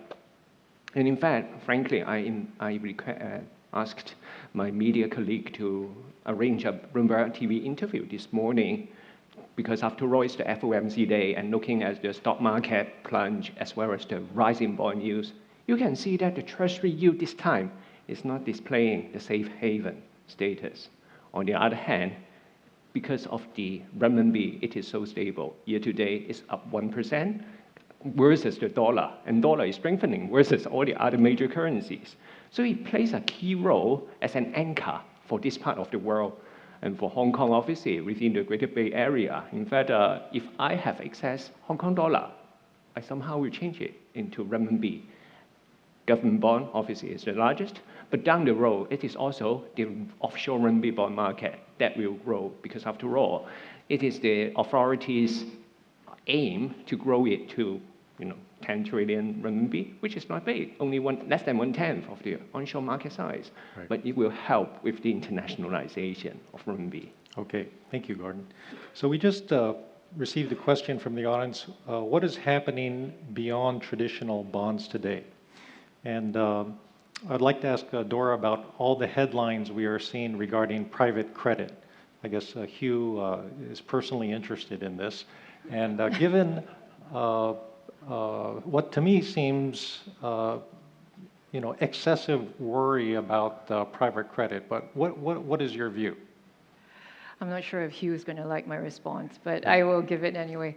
I think private credit in general, actually a year ago, we had been warning our clients about the frothiness, but also the fact that the market makers, who are actually asset managers, were selling from right hand to left hand to the right hand. And that normally will attribute, and it gives rise to issues, bubbles, right? It's very similar to what you saw in the Chinese real estate market as well, and how those funds are being sold. So I think there were signs since some time ago. I don't think this is new. And I'm afraid that I do think that you will see more issues coming up than you already have. I think there is still some ways to go, and there's going to be deeper things that will be coming out with more companies, more issues arising on the private credit side. Now, having said that, that has been more in the direct lending space. If you go on the point of origination, and if you do your good credit analysis well, like you should for any credit, whether it's on the public side or on the private side, then there are obviously still good opportunities there. But as an asset class, I think there have been bubbles for a long time, and I do think that this is going to continue. And this is very much still in the U.S. as well, because U.S. has been the beneficiary of so much of this capital that has been flowing through. But I don't think it's going to be a systemic issue, because if you think about the markets, or you look at it, it's only representing about $2-3 trillion out there, where you have a financial system that is about 400 trillion. I don't think it's going to be a systemic issue. Now, what it means for the liquid space is what I like to emphasize and encourage investors to think differently today, because a lot of people have been looking at the private space that has been a very well-loved space for the last 10 years or so. And you see the liquid space rather unloved. You do see spreads being so thin as well, and particularly why I think less and less people were also investing in credit. But really, liquidity is very important. If you look at the fixed income space that we're talking about today, not the entire fixed income asset class is liquid. And if you really want to play your fixed income asset class as your hedge to risk assets, to your real estate, to anything you own. Even gold has some sensitivities now and correlations to risk assets. I think you really have to, sort of disintegrate the fixed income world. Credit increasingly has a lot more beta sensitivities to equities. So that's why you see volatility taking place in fixed income. People's chase for income and just focusing on income only has been at the expense of correlations, because you will be quite correlated to some of the risk assets out there, and also at the expense of volatility, which was touched upon earlier on. So we believe that you can actually manage low volatility fixed income portfolios, super liquid, if you go into the very liquid side of fixed income. What is that? That is G10. There's still going to be your biggest spaces. It's going to be interest rates. So the rates play, very liquid space. It's on the inflation side, where it's also extremely liquid. Ladies and gentlemen, if you look at just the most traditional fixed income indices in the last 15 years, and one of it, the institutional investors use is actually the global aggregate index. And just in case you don't know what the global aggregate index is, it's about safe haven. It's meant to be the flight to safety type of index out there. But if you look at the last 15 years, this index has just delivered 2.5% on an annualized basis. If I give you the total return number, what it has generated for you compoundingly together in the last 8 years, it has just been 8% return that you're getting in the last 8 years. But cash has delivered even higher returns than this global index. If you look at cash in the same time period of the last 7, 8 years, it's actually delivered 40% or slightly less than that. But if you know how to get into the liquid space of fixed income, and this is where we run a very different modern fixed income solution, because we definitely think that the fixed income world is challenged, the fundamentals have changed, there's no such thing as a safe haven anymore. You've got to play it differently. You can actually still get a very good, consistent, positive total return year on year, and uncorrelated to every asset that you're seeing out there that is totally correlated today. Right. Okay, thank you. So, Polina, Dora just talked about credit. And in Hong Kong for the last 3 to 4 years, we've just been hearing about Asian credit as represented by Chinese property developers. And many of them now have exited the index because they have defaulted. But from where you sit, where are the interesting Asian credit stories, from a portfolio point of view? I might disappoint by saying that I'm pleased that you look at global portfolios and not just limited to the Asian region.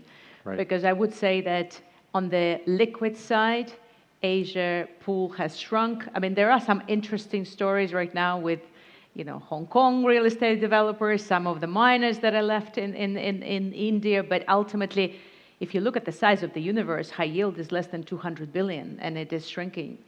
And so where we actually see more interesting opportunities is in countries like Brazil, again, in countries like Turkey, where you do have dislocation, but at least you have a much better, bigger, more fragmented market. Also, as I mentioned, on the sovereign side, actually, liquidity is absolutely disproportionately better than on any global credit I've ever seen. So that is definitely an important point to consider.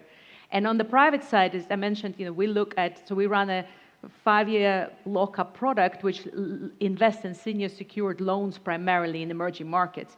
Now, interestingly, the actual realized returns are in double digits, because this is not the space that is targeted, and that by global private debt investors. But actually, that fund has less than 5% allocation to Asia, because we find, generically speaking, Asian markets are overbanked, and therefore, if private credit in this region, the deals that we have seen, implies a significant amount of credit risk that you have to take on board, and we prefer to take more illiquidity risk rather than credit risk. Okay, thank you. Gordon, what about Chinese corporate? Is there any good relative value? Frankly, we help our general account of Ping An Insurance to run some US dollar portfolio as well, apart from the renminbi bond space. So to answer that question, I will focus on Chinese companies In the past, they were big issuers of dollar bonds. But coming into, this after the China, property bubble burst, in fact, most of them just, refrain from borrowing dollar because, they can borrow cheaply in the onshore banking, market. On the other hand, their seasoned bonds, maybe like Tencent, Alibaba's 30-year, old 30-year bonds, just because now they are not using this funding channel, scarcity. There are lots of scarcity value.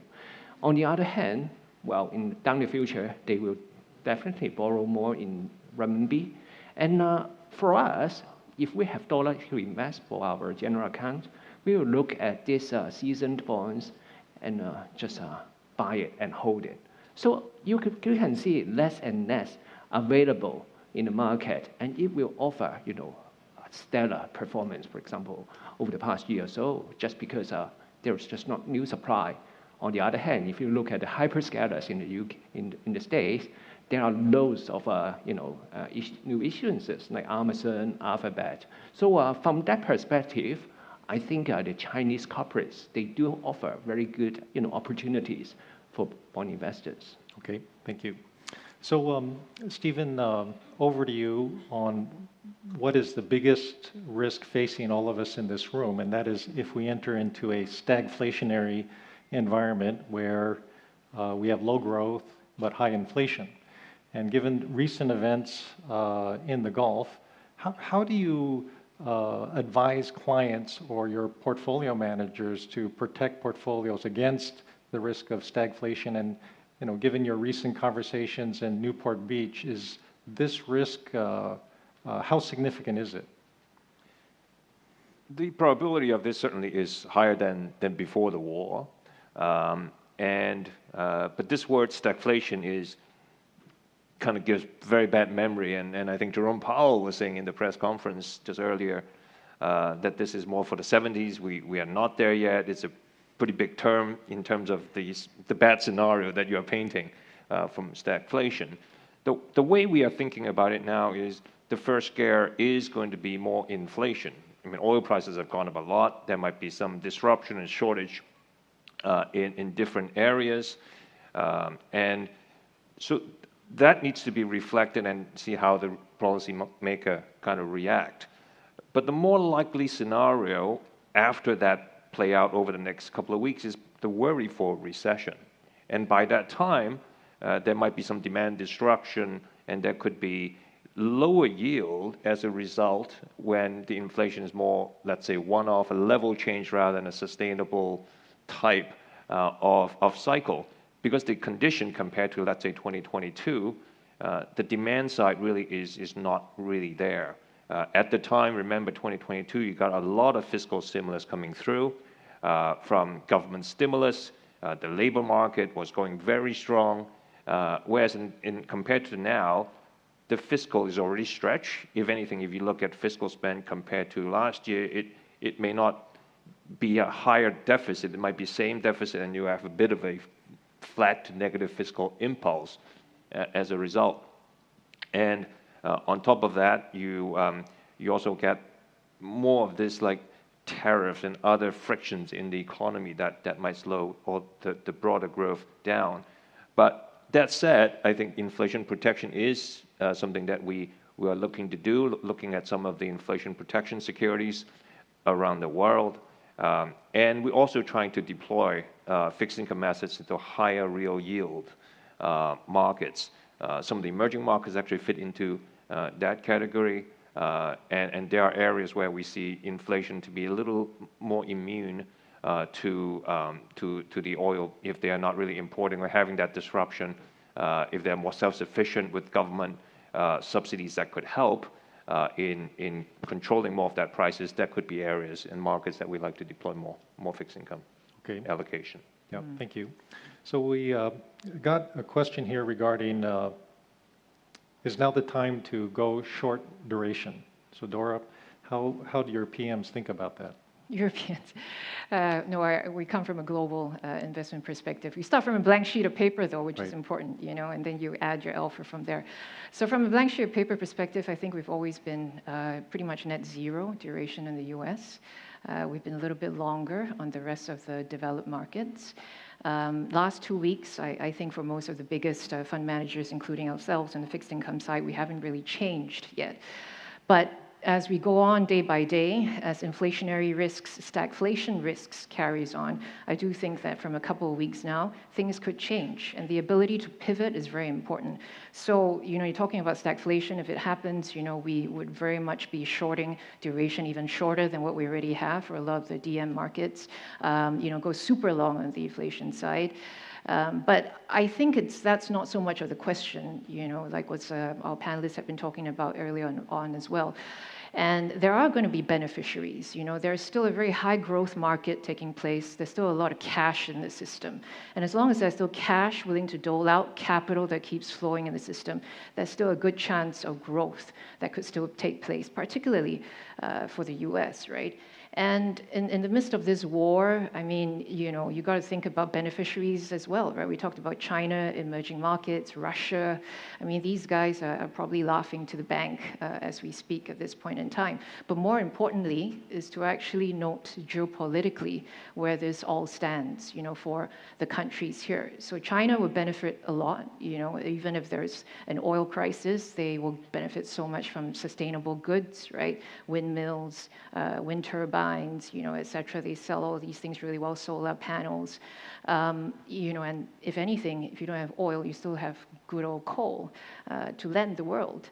And then, so you look at the dynamics here in this part of the world, I think we're very lucky to be in this part of the world. If you were in Europe, you'd be thinking very differently. What does this war actually mean for Europe? And do they have to think differently on how they get to the table, maybe with Russia? About their oil supplies, about their gas supplies, right? Would they then have to go back to the table to negotiate with Russia? Unfathomable to a European, but I think they do have to consider that, and therefore ramifications to Ukraine. But the good part of this all is that, you look at the world today, and I think most of the countries are doing the right things. They're standing up for the right principles. I am very relieved and glad to see that, they're not actually coming in together with the US on this war. This war is not the same, and I don't think, history necessarily repeats itself. And I do think beneath it all, if it is truly a racial war that is taking place and a super big developed country that is partaking in it, even if it ends tomorrow, you got to think about the protracted issues on, Middle East. Will they ever even find peace amongst themselves? And then if you want to talk about your energy disruptions, the continuation of disruptions, the pivoting to, a very different world together. And I think the world would change just because of a shock like this, not necessarily just to a financial system. Right. Paulina, do you also have the view that there are winners from potential stagflation concerns? Or actual stagflation? I would say there are definitely relative winners and losers, and some of them have been mentioned already here. But I would also highlight that, generically speaking, I think there are more losers than winners, because even if you think about, let's say, an oil exporter within high-yield world that is enjoying a very comfortable position given the oil price, most likely they will spend most of the surplus on oil subsidies domestically. And so I think when we actually look through who economically benefits, you end up having very fewer winners that are much bigger, stable economies, like China perhaps. But then we come back to the question, just because fundamentally country is a winner, does it mean you can generate above average returns from this country fixed income investment? And given the starting point in yields, I'm not convinced this is the case. So for us, again, it's actually easier to identify where opportunities for generating returns just because dislocation has already happened in some of the sovereign fixed income markets, rather than position for this conflict and identify economic dislocation, which will then translate in price outperformance. Okay, thank you. So during the rest of the seminar, we're going to talk about equities, alternatives, and as a public service, I'd like to talk about commodities for a bit, because commodities, foreign exchange, all are part of the fixed income mindset. And Stephen, with the Bloomberg Commodity Index up 20% year to date, I mean, how are you thinking about commodities' roles in fixed income diversified portfolios? Usually we treat it as a separate kind of asset class, but certainly a lot of the macro views are very important in how we gauge. Certainly oil we have to already talk quite a lot about. Another big area that might get discussed is gold and maybe silver. I think over the last year there has been a big demand, both from ETF, retail, and also from the central banking side. So it will be interesting to see how some of these dynamics play out forward. We have seen gold, for example, on some of the longer term models that we looked at through kind of the real yield comparison as one of the key driver. It was quite expensive, but it has since corrected to more of a fair to slightly expensive level at this point in time. The worry is whether the buyers from last year will actually be less of a buyer this year, or maybe even turn seller if they need liquidity.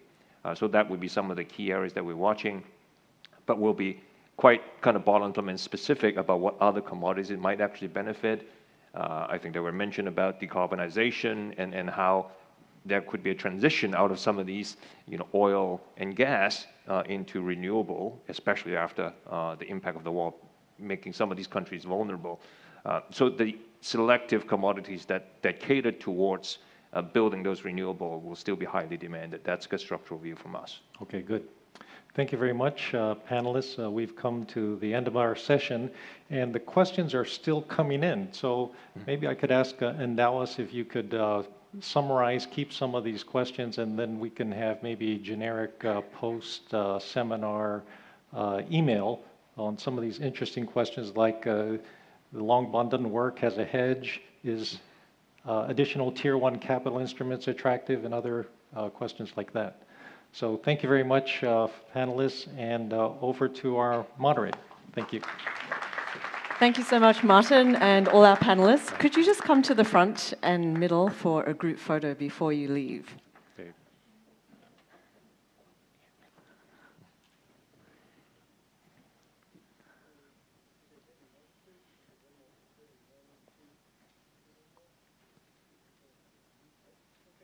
Okay. Wonderful. Thank you so much. Thank you. I don't know whether to be depressed or excited after that panel. I think one of the key words that kept coming up is selective, that in this sort of environment where it is uncertain, where we have a more cautious approach to rate cuts, possibly more problems in private credit. I don't know, Hugh, whether you're trying to sell yours now, but some opportunities. Being selective is really the way to go. And we do hope that we don't hear the big R word coming up too often. That's never a good one for anybody. There is a question that is pretty much impossible to ignore right now, which is it time to look beyond the US? With the emerging markets outshining the US in 2025, US exceptionalism is being put to the test. And in our next panel, we're going to discuss whether people believe in US leadership, will it continue, and where opportunities may lie on the horizon. So let's welcome our panel. I'd like to invite Stephanie Yuan, Managing Director and Head of Hong Kong Endowus, who will be moderating this session, and her panelists, Florian Neto, Head of Investment, Asia at Amundi, James Cook, Executive Director, Head of Investment Directors and Specialists, Federated Hermes, and Davy Yuan, Head of Wholesale Hong Kong at Nomura Asset Management. So please welcome them all.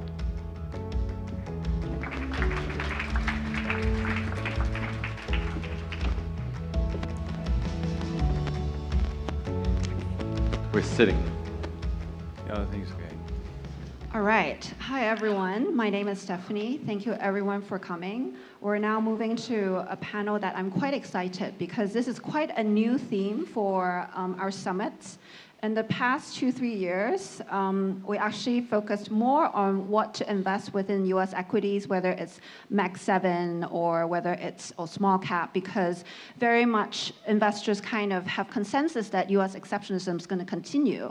But I think those of you who were here when we opened the summit with some of the state of market slides Sam and Hugh showed, 2025 was really the first year in a few years we saw outperformance by other markets outperforming the US. And that's why this year we decided to have a panel to talk about ex-US opportunities. Is it time for it? But before I pass on to the panelists to introduce themselves and their firm, I wanted to take a pulse from the audience. So if the team could, if everyone could just take out your phone and scan the QR code, we should have a Slido poll to get a pulse check on what everyone's thinking of allocating this year in terms of geography, so that we can take a pulse check of what everyone's thinking. While I'll pass over to my panelists to introduce themselves. So we'll go from left to right. Florian first. Okay. Hi, good afternoon, everybody. Thanks, Endowus, for inviting me. I'm Florian Neto. So I'm working at Amundi. I'm head of investment for Asia. So I'm heading the team managing equity, fixed income, multi-asset in the region, as well as the research team. So Amundi is 2.3 trillion asset under management. We are the largest European asset manager, the only European within the top 10, and we are growing in the region and have a good partnership with Endowus. Thanks. My name is James Cook. I am Investment Director for Emerging Markets at Federated Hermes. We're possibly one of the largest asset managers that you've never heard of. We run around $900 billion across public market and private markets. Majority of our assets under management are in money markets. We run about 100 billion in public market equities, and I'm here today representing our contrarian Asia ex-Japan strategy, and we're now in our 17th year in business, running about $7 billion. So thank you to Endowus for having us here today.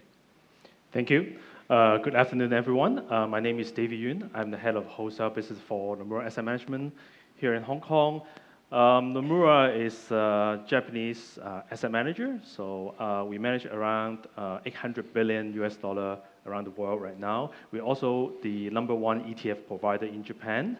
Out of our AUM, I think around 1/3 of our AUM is in Japanese equity, and we make up around 4.4% of the overall Japanese equity capitalization. So today we're going to talk more about Japan. All right, what do we expect from Nomura? But for those of you who haven't responded yet or have not looked into the results, it's quite interesting. For the panelists' perspective, 74% mentioned they will allocate more to Asia ex-Japan, so to the favor of Davey and James.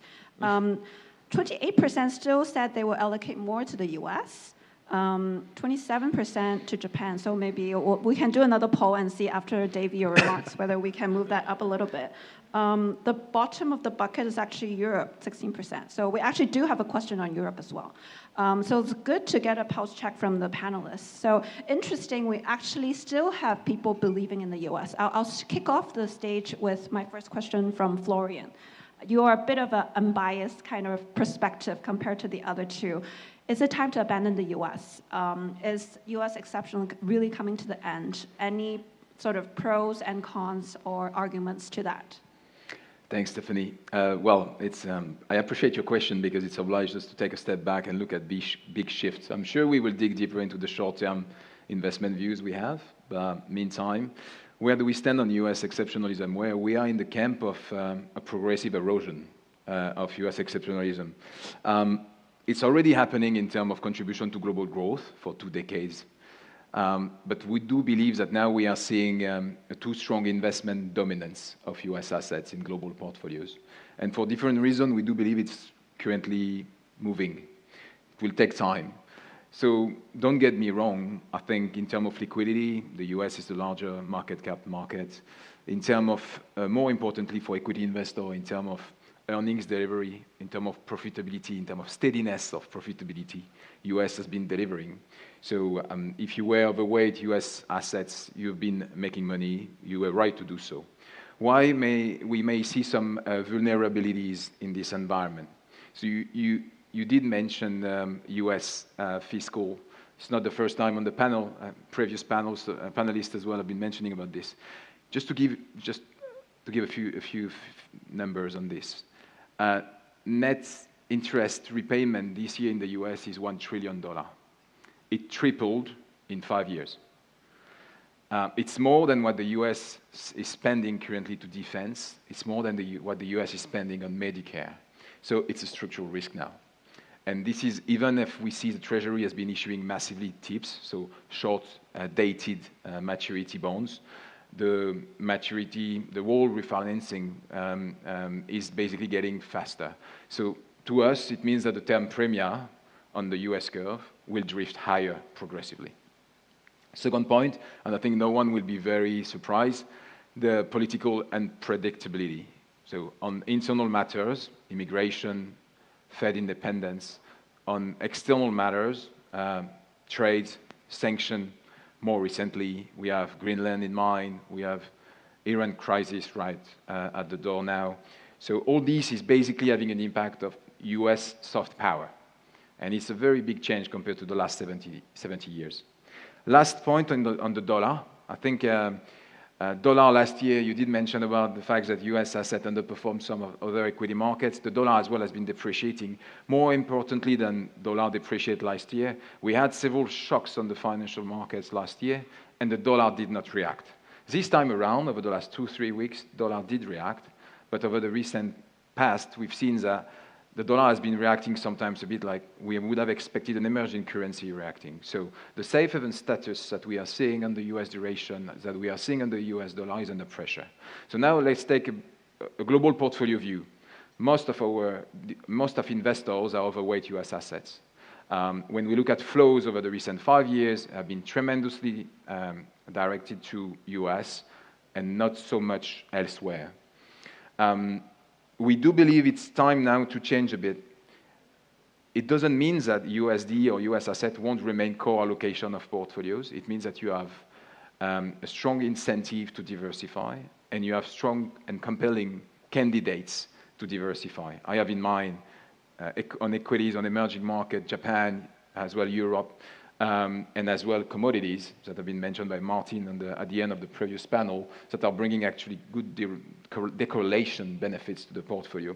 So in our view, we are at the early stage of the rebalancing of global investor. Why it takes time? It takes time because you want to make sure the timing is not wrong. Typically over the last 2-3 weeks, you see that US assets have been more resilient than others. It takes time as well for institutional because they need to change internal processes. Strategic asset allocation must be changed. The way you do currency hedging must be changed. The way you select manager on Europe and Japan, you've not been selecting them too much in the past. You need to make this happen. It takes time. So we do believe that the current portfolio will not change too much. The new money is already changing.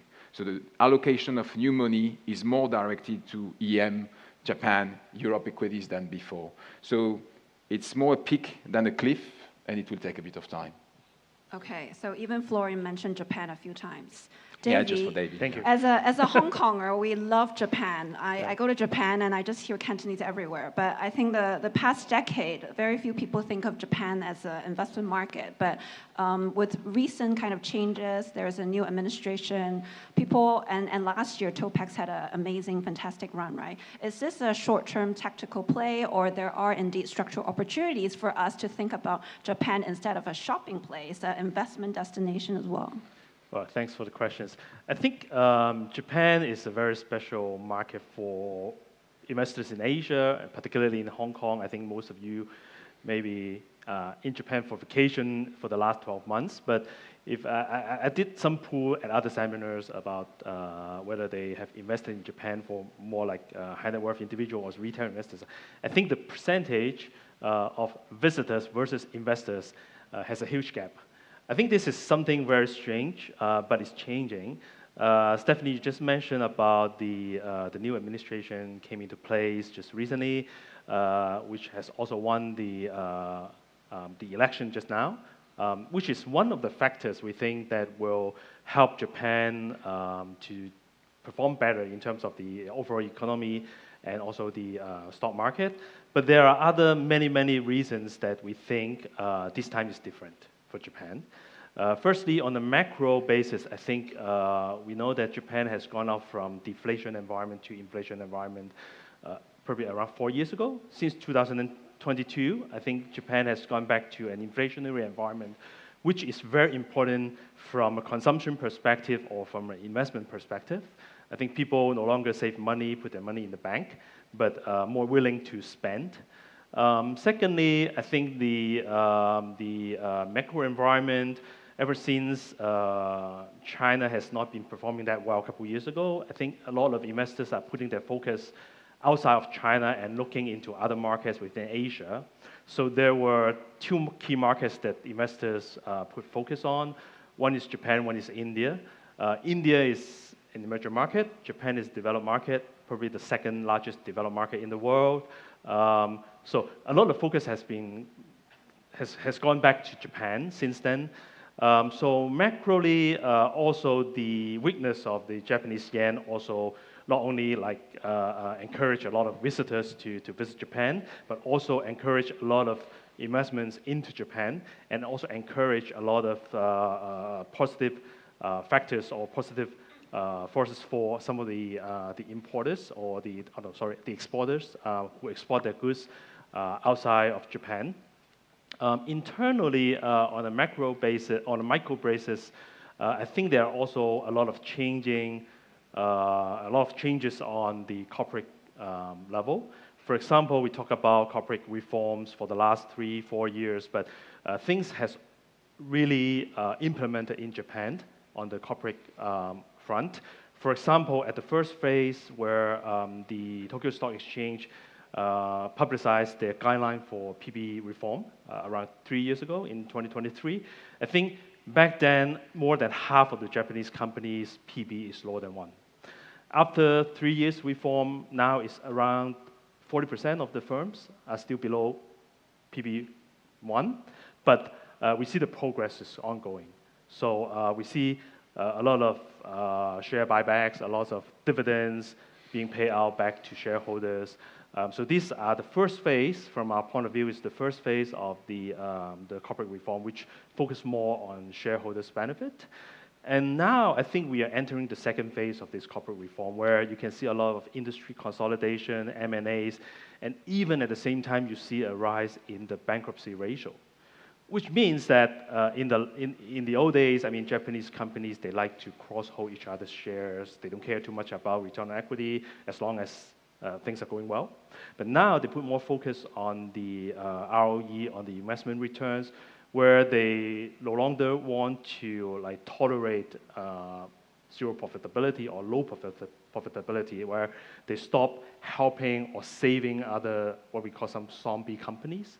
So you see the bankruptcy ratio has been rising in the last 12 months.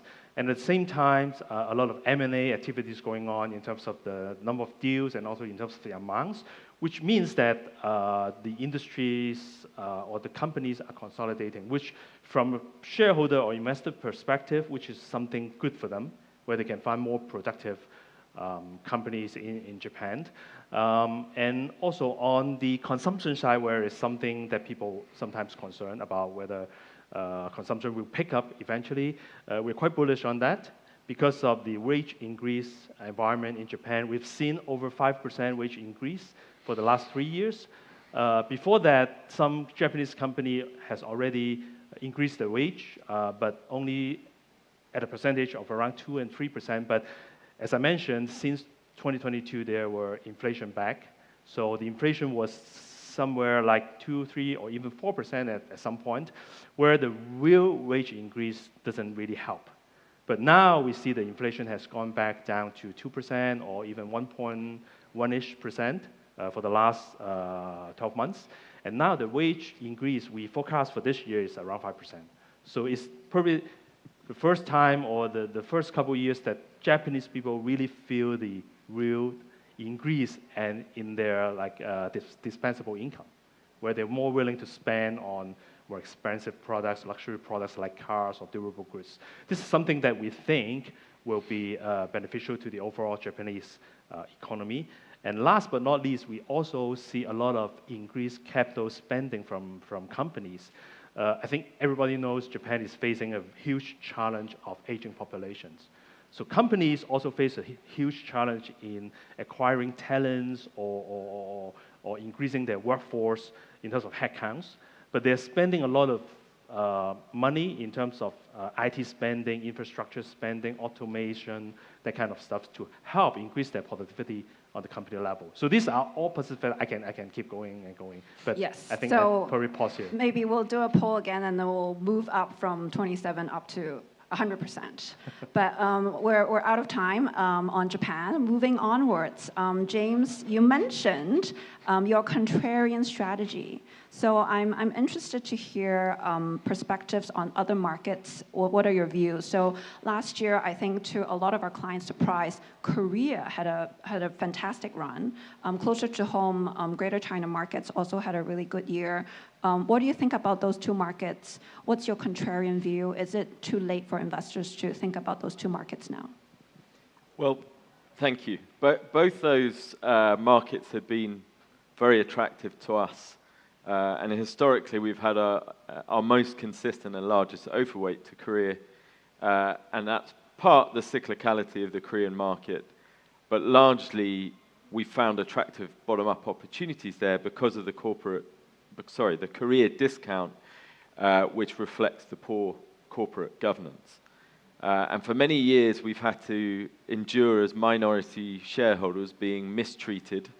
Know only too well over the last 20 years we've been investing in Korea how the boards of Korean companies controlled by founding families, running, and broad brushstroke, their companies profitably, have run them conservatively and with the interests of the family at heart. So there's been good reason why Korea has underperformed for many, many years and been a market that has been so cheap, but one where we've been very passionately engaging to try and address those changes. Now, picking up, as Davey said, in Japan, with the stock exchange there so successfully introducing a value up program in Japan in 2023, we were frustrated in 2024 when then President Yoon followed a similar voluntary indexing of Korean companies trading below book value. Now, with imposing martial law, he lost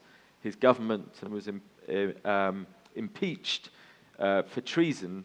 And so coming into last year, we were very hopeful that we would get an election and the potential for a change in government. And now President Lee Jae-myung, who leads the Democrat Party in government today, actually ran in the run into the election last year on a ticket to get the Kospi index that this time last year was on about 2,300 to 5,000 in his first term of government. Now, winning a landslide mandate gave his party and control of the National Assembly in Korea the ability to bring about real change. This is something that's been talked about in Korea for many, many years, but in July we got a milestone moment with a new commercial act giving legal duty to the boards of Korean companies to treat all shareholders, including minority shareholders, equally. And certainly, the prospect of really addressing that Korea discount has in part played a part in the very strong move up you saw. And as you say, a surprise for a lot of investors that Korea ended last year as the strongest market in Asia. Now, it finished 2024 as the worst market in Asia. So we started, perhaps unsurprisingly, as contrarians last year with a 20% overweight to the market. Now, it wasn't just a corporate reform story. Clearly, you've had very strong earnings from the semiconductor AI-related memory names that make up now more than a majority of the Kospi index. But that earnings story is broadening out. AI peripheral sectors and some of Korea's more cyclical industrial areas like defense, nuclear, shipping, steel, chemicals, and autos are also delivering on the earnings side. So the question is, can the rally sustain? I think, this year, Korea continued higher, and it's been the story of last year and the story of this year, enormous divergence in returns within Asia, where Korea was up 47% to the end of February. It has given back some in the volatility around the conflict in Iran, but it's still up 37%. Now, if you think India is down around 8-9% year to date, and these are dollar term figures. So can the rally sustain? And I think there is good reason to believe it can on the earnings side. Valuations are still compelling. Of course, they're not as cheap as they were. And as disciplined contrarian investors, we've been selling into the rally. So where we were 20% overweight, we're now about 8% overweight today. But at 1.8 times book, you've still got very attractive valuations relative to EM and developed markets. And where Davey mentioned in Japan, 40%, I think you said, of Japanese companies are trading below book value.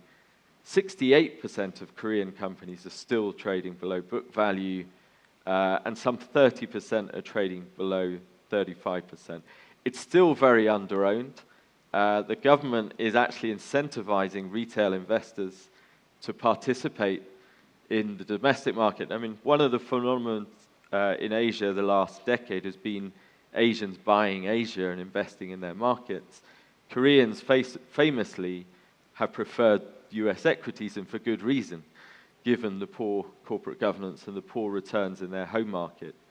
Lee Jae-myung and his party have been giving tax incentives for retail investors to come back in. And of course, a lot of Asia peers and broader emerging markets have been underweight to Korea. So it's not as cheap as it was. That's a challenge for us. We've been trimming into that strength. And perhaps while a lot of attention has been placed on Korea and Taiwan, the other semiconductor major and tech leading economy within the region, it's left ASEAN very overlooked, actually, and Thailand, a much smaller part of the market, Philippines, Malaysia, Indonesia, all underperformed last year, but Thailand particularly was the worst performing market, and that was around a whole confluence of headwinds, the geopolitical, of course, the trade uncertainty, escalation of tensions with Cambodia, the weak domestic consumption, a changing government in Thailand, where Prime Minister Shamawatra losing her government in June, and investors don't like that uncertainty. Weak tourism. So the Thai baht was one of the strongest currencies in Asia last year. It means it's not a cheaper destination for tourists anymore. So we've quite aggressively been, as we've taken money off the table in Korea, in China that also outperformed, we've been adding into some of those smaller, overlooked ASEAN markets. Interesting. So from the structural perspective, both Japan and Korea, we see kind of corporate governance improving, and interestingly, sounds like a competition of who has lower valuation for investors to invest in.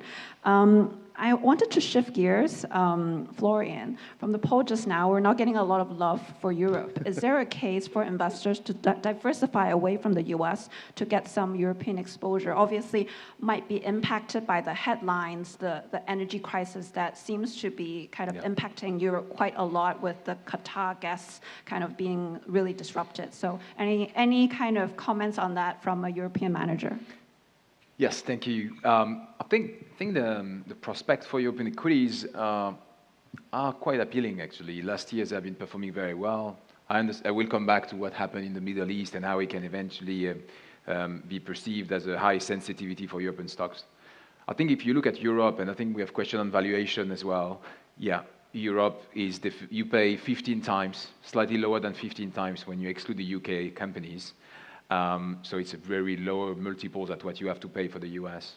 Earnings have been improving. The revision is to the improving. And what you're having in Europe is basically a lot more industrial, a lot more energy, a lot more material names that you have in the US.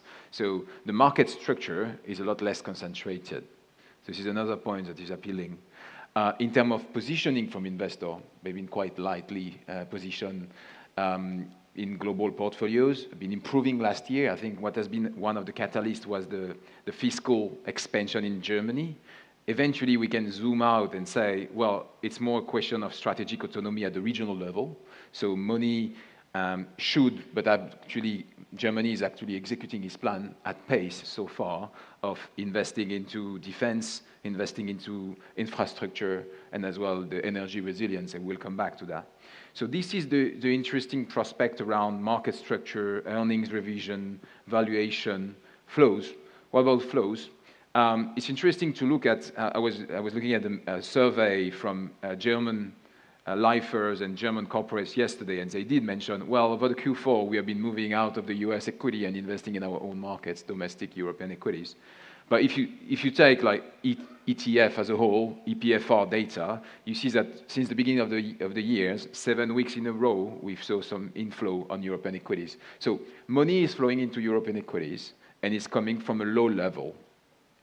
More importantly for me is you can bet on European equity if you bet on the second wave of the AI.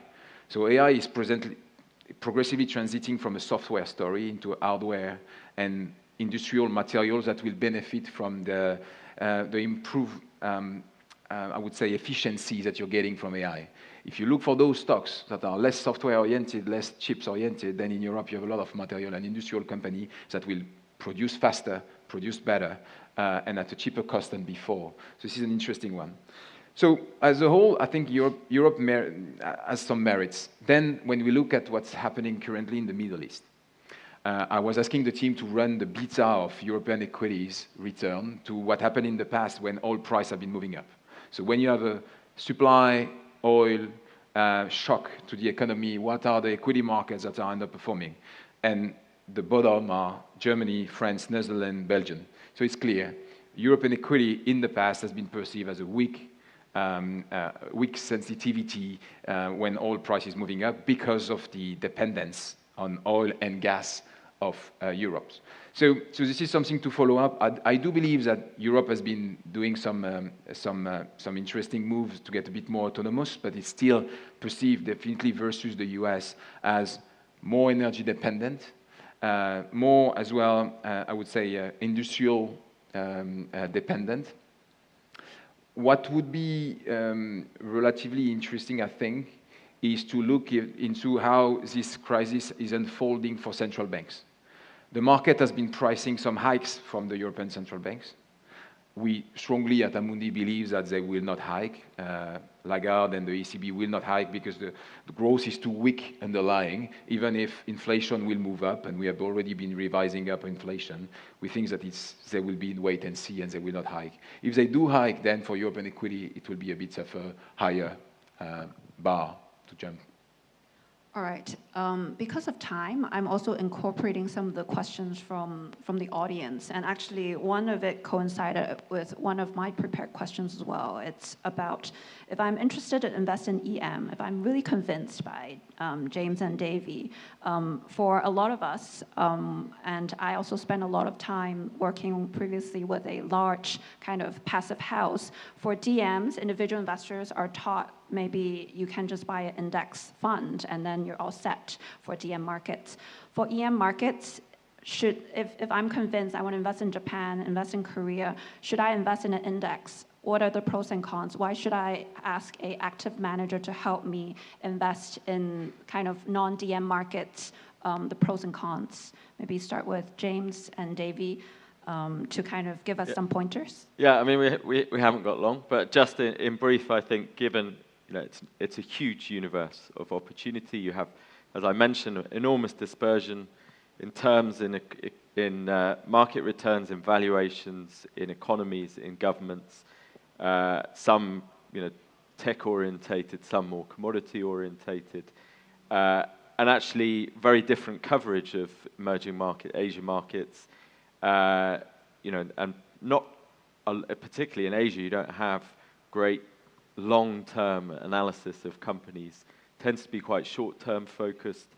And that creates inefficiencies and opportunity, and certainly an active stock selection focused approach is the way I would certainly advocate. And you can see in the average outperformance of active managers of Asia is actually 2%.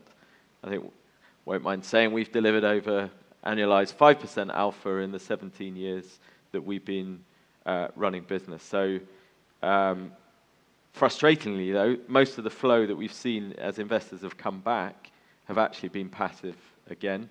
And in Korea, people who haven't had exposure, retail investors have been buying, and that's pushing up the largest market cap stocks, and you've got that momentum behind those names. But momentum can also snap back, and particularly when that valuation to fundamentals gets too stretched. Davey, what about you? Well, I think the questions between active and passive is happening all the time. We hear that all the time. I think in general, if you are investing in the market which is highly efficient, then probably you can go for something like an ETF, low-cost kind of vehicle. But for a market like Japan, it's quite different. We had a research, I think probably you heard of a lot of research saying that in the US, maybe less than 10% of the active manager outperform the index because it's so efficient, it's so difficult to outperform. But in Japan, there was a research saying that around 40% of the active manager in Japan actually managed to outperform the index. I think the big reason why is that Japan is a huge market. I mean, there are 3,800 listed companies in Japan. In Topex, there are 1,600, 1,700 stocks in Topex. It's so diverse. There are a lot of dispersions. And also Japan is a special market where there are a lot of barriers in terms of language, culture. I would say a lot of companies in Japan, even they are listed companies in Japan, they're family-owned. The owners or the senior management doesn't speak or doesn't read English. And some of them even don't publish an English annual report or any form of reports. So it's really difficult for overseas investors, like fund managers, analysts, to do a research or cover Japan equities. We have another research showing that in general, a foreign asset manager or foreign investor, institutional investor, usually they cover around 300 to 400 stocks in Japan. So you imagine it's less than 10% of the overall number of stocks in Japan. So we at Nomura, being a domestic manager, has been running our business for over 100 years. We cover around 600 to 700 stocks. So it's only like 1/5 or 1/4 of the listed companies in Japan. So it's a market where there are a lot of inefficiencies, a lot of dispersion. So in order to capture those alpha or opportunities, we do believe that people should go for an active approach. The red light is flashing in front of me, so we're out of time. Thank you, my panelists, for the sharing. It is a very topical topic. I'm still getting questions. For sure, we will be organizing a few more follow-up sessions. Be on the lookout, but we're out of time. Can I ask for a round of applause to my panelists? Thank you very much, Stephanie, for moderating, and to Florian, James, and Davey. Please come to the front in the middle for a group photo.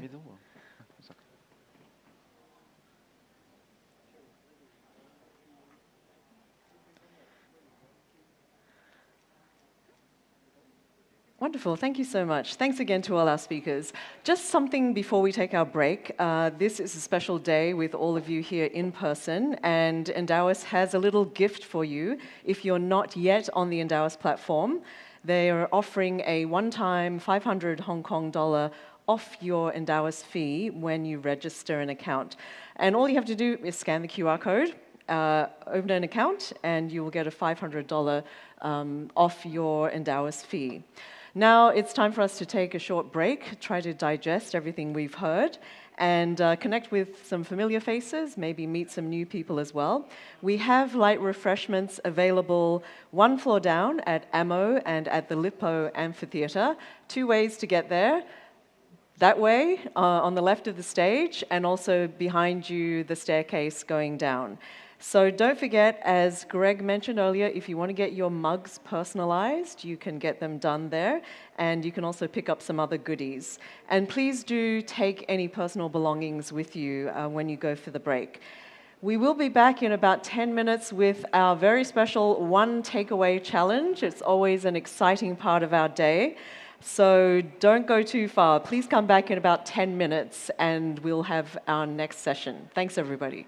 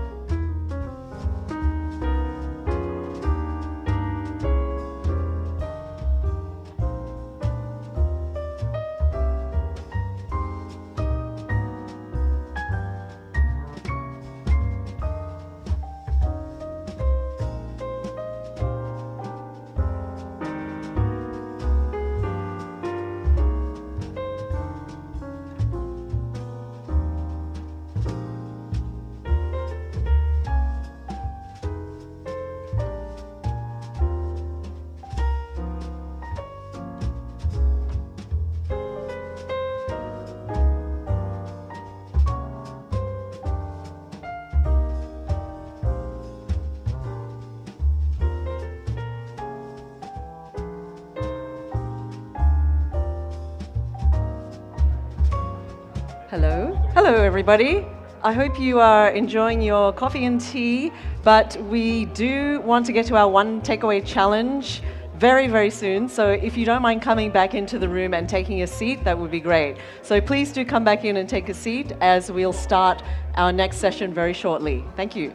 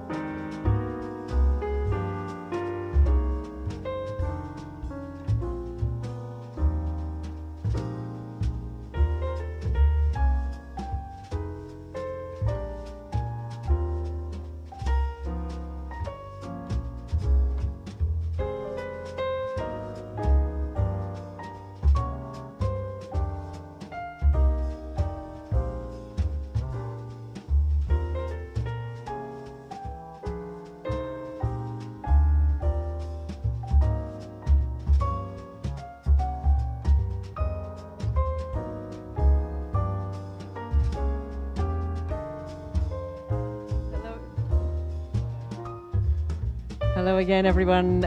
Please do come back into the main room and take a seat as we are going to begin our next session, the One Takeaway Challenge, very shortly. So please do come in and find a seat. Thank you very much.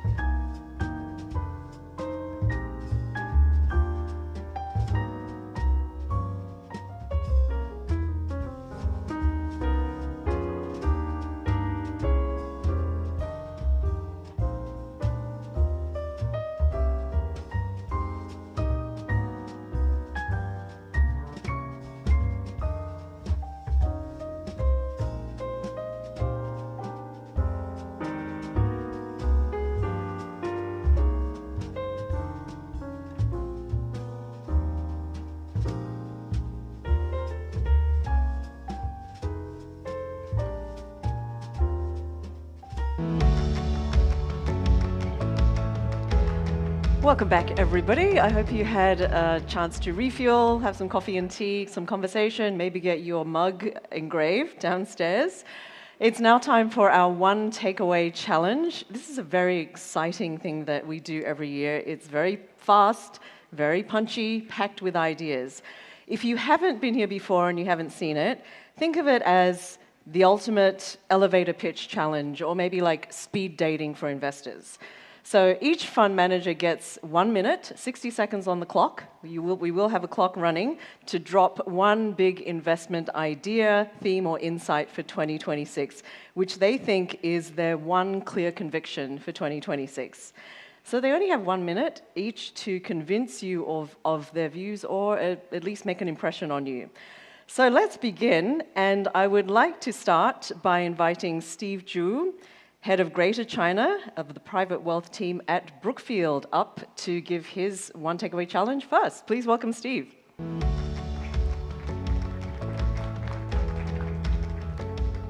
Should I directly start? Okay, you may go. The clock is running. Okay. So in today's world, chasing yield normally means taking uncomfortable risk. But with Oaktree Global Credit Strategies, you don't have to compromise. Here's why. First, this strategy consistently outperforms the high yield and the senior loan since inception with high payout.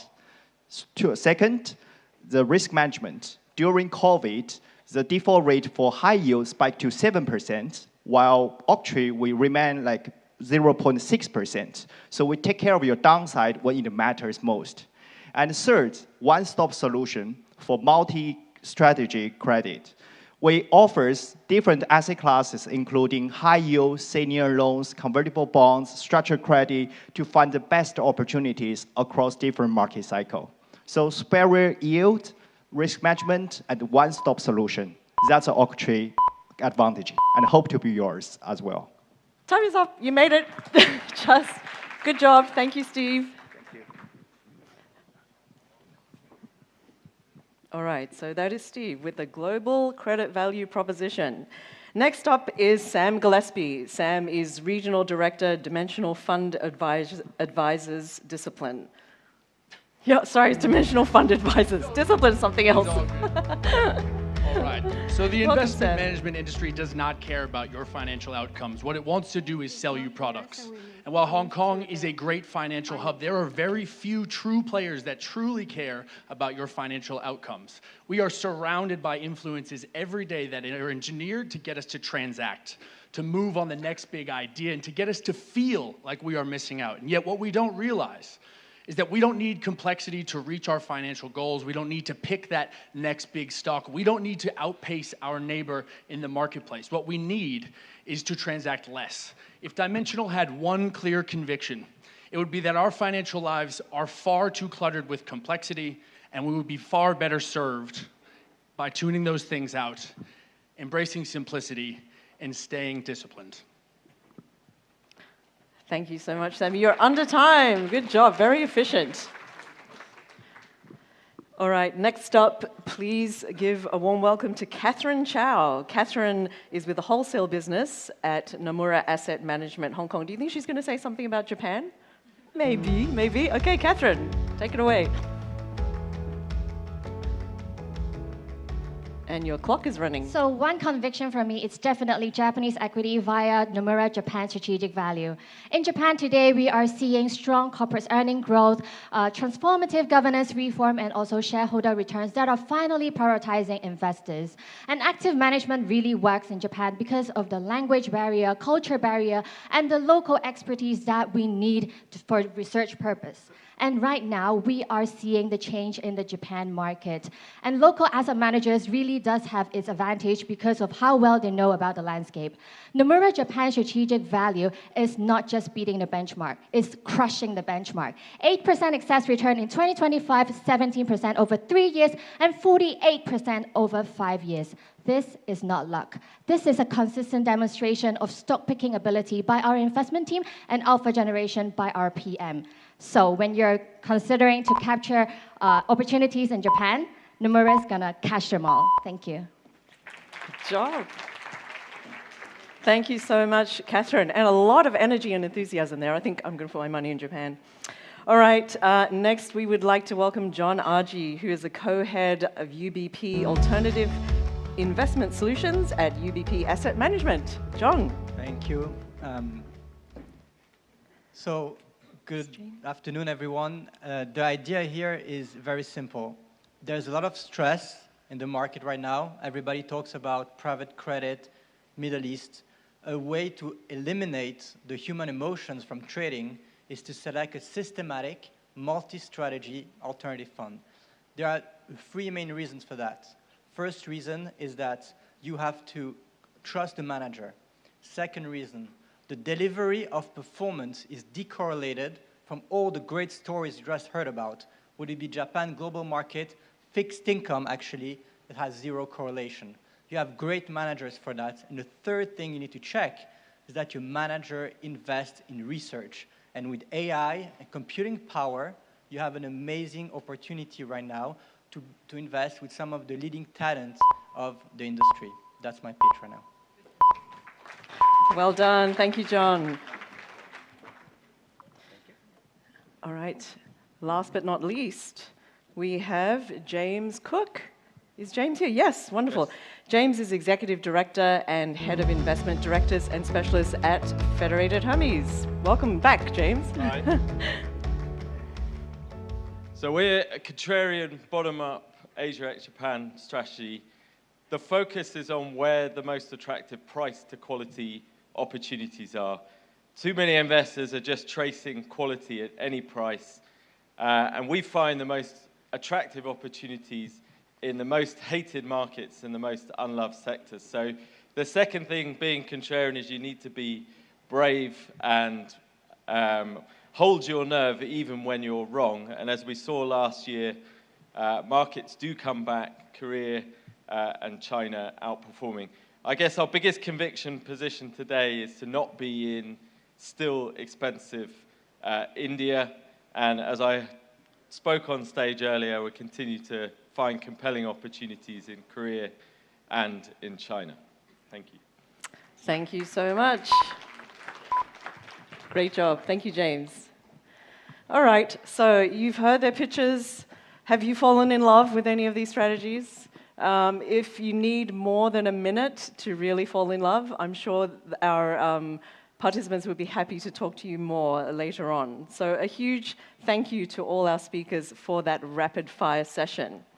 A lot of fresh perspectives and plenty of food for thought. So let me just recap. Steve Ju from Brookfield telling us all about the global credit value proposition. Is that a strategy you're interested in? Sam Gillespie from Dimensional, which was all about how discipline gets rewarded. Catherine Chow from Nomura Asset Management. Of course, the Japan equity market and what strategies you could implement there for great returns. John Argy talking us about eradicating human emotions and looking more at a systematic multi-strategy. And James Cook, of course, being the contrarians, enjoying the hated and the unloved markets, and really looking at the price to quality opportunities. So lots of choices there for your investments. So with all those fresh ideas in your head, let's go into the next segment, which is Equity Investing Masterclass, Lessons in Discipline from the Institutional Playbook.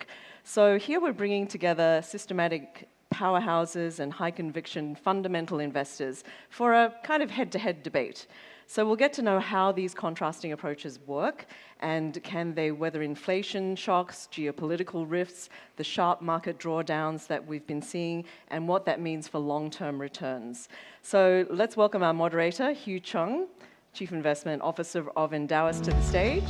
And he's going to be joined by Ram Thirakonda, Senior Vice President and Senior Investment Strategist, Arcadian Asset Management, Wei Dai, Global Head of Research at Dimensional Fund Advisors, and Caroline Kim, Managing Director, Himalaya Capital. So please give them all a very warm welcome.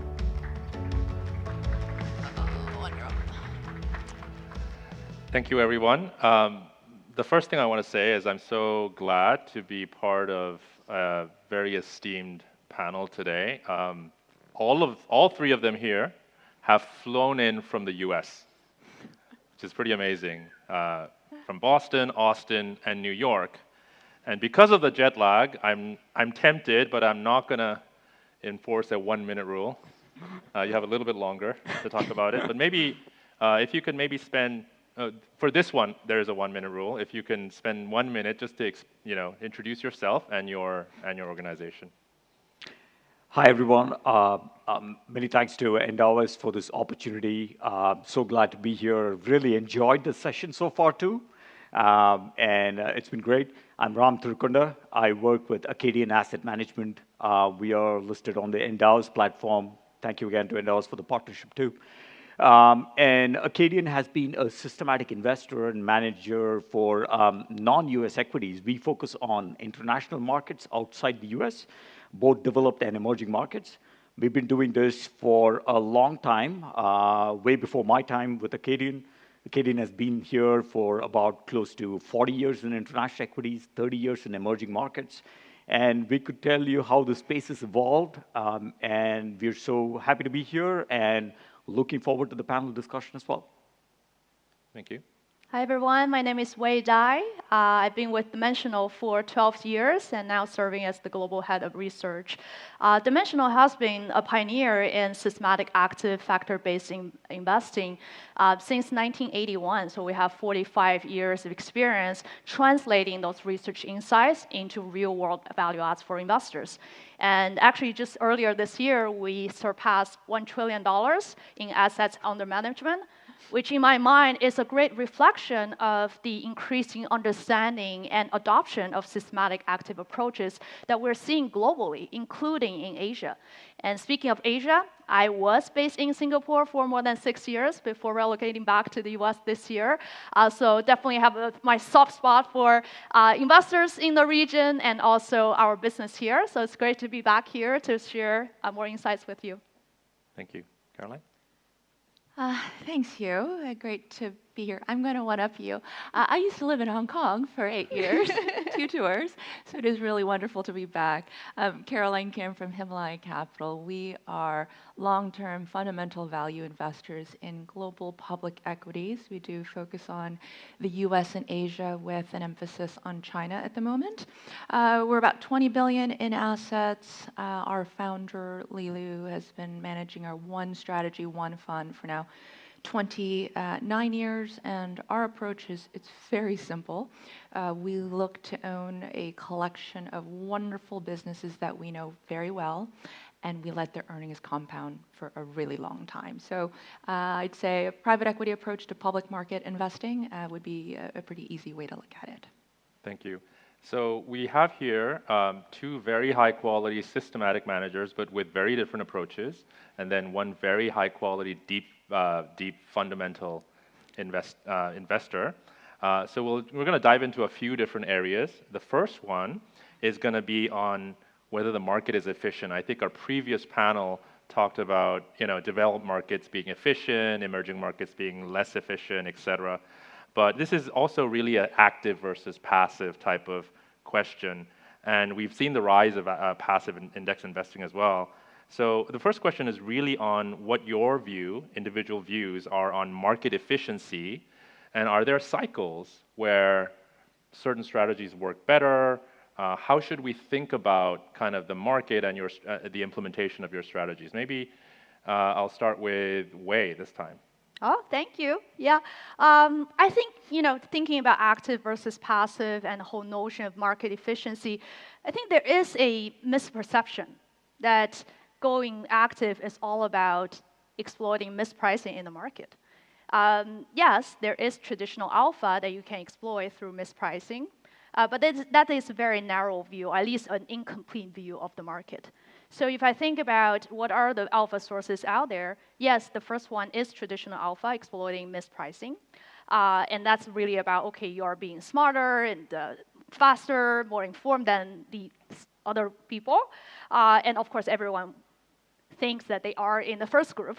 But that is a negative sum game, right, after cost. But then, even in an informational efficient world, there is still dimensional alpha, not with our firm as the big D, but more thinking about the different risks and tastes and preferences that are driving systematic differences in expected returns.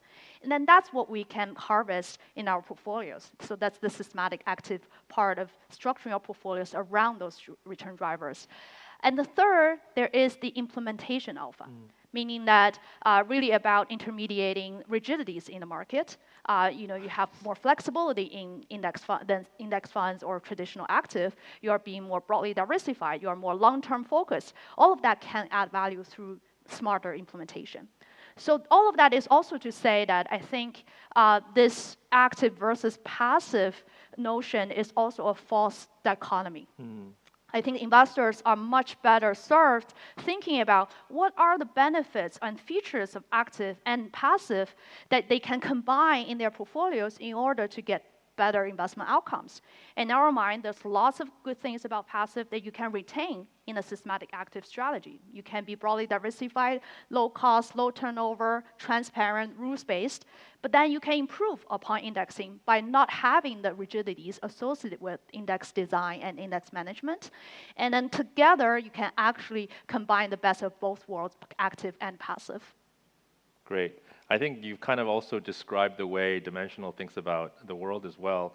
Maybe I'll hand it over to Ram on, is the approach from Acadian a bit different? How do you think about the same question on active versus passive, but of efficient markets, and how do you exploit the inefficiencies, if any?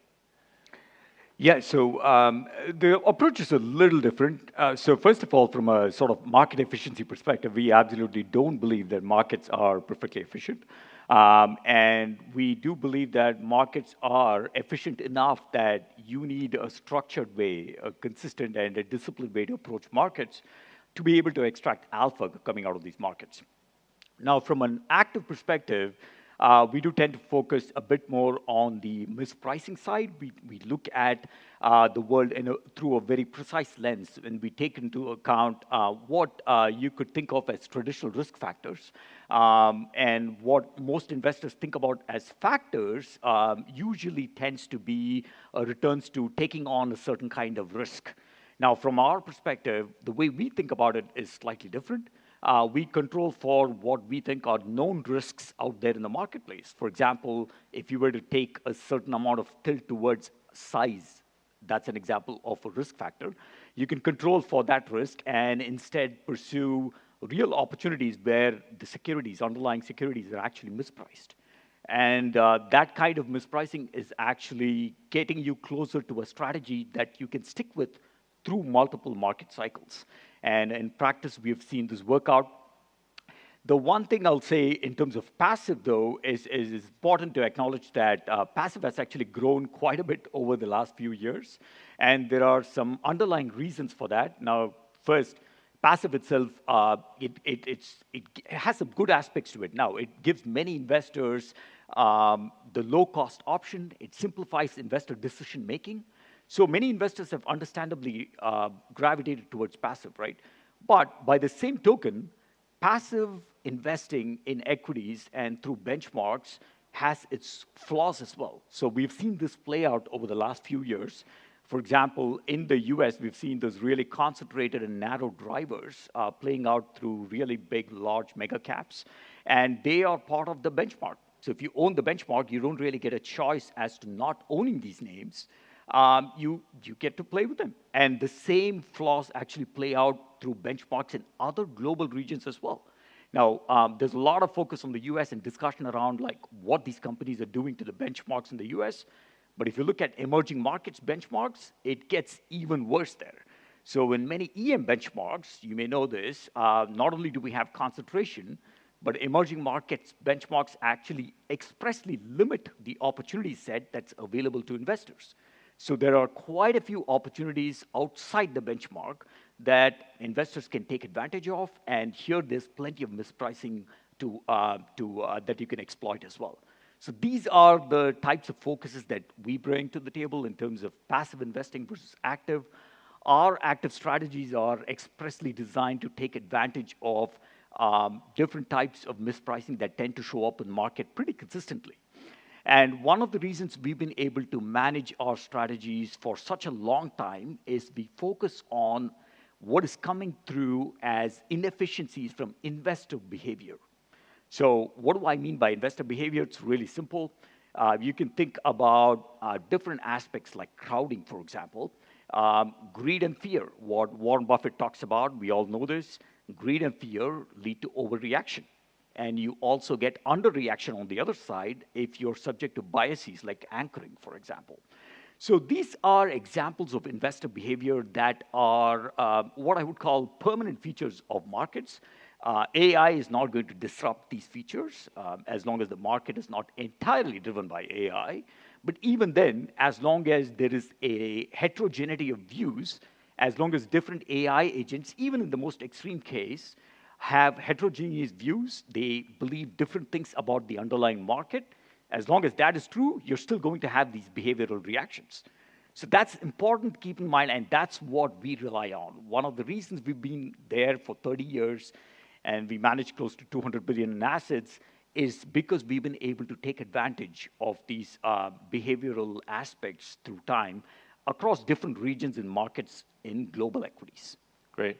I think we're going to touch upon the concentration risk at a later time, but I think your quote from Warren Buffett is a great segue to hand it over to Caroline to talk about your view on efficiency and market opportunities.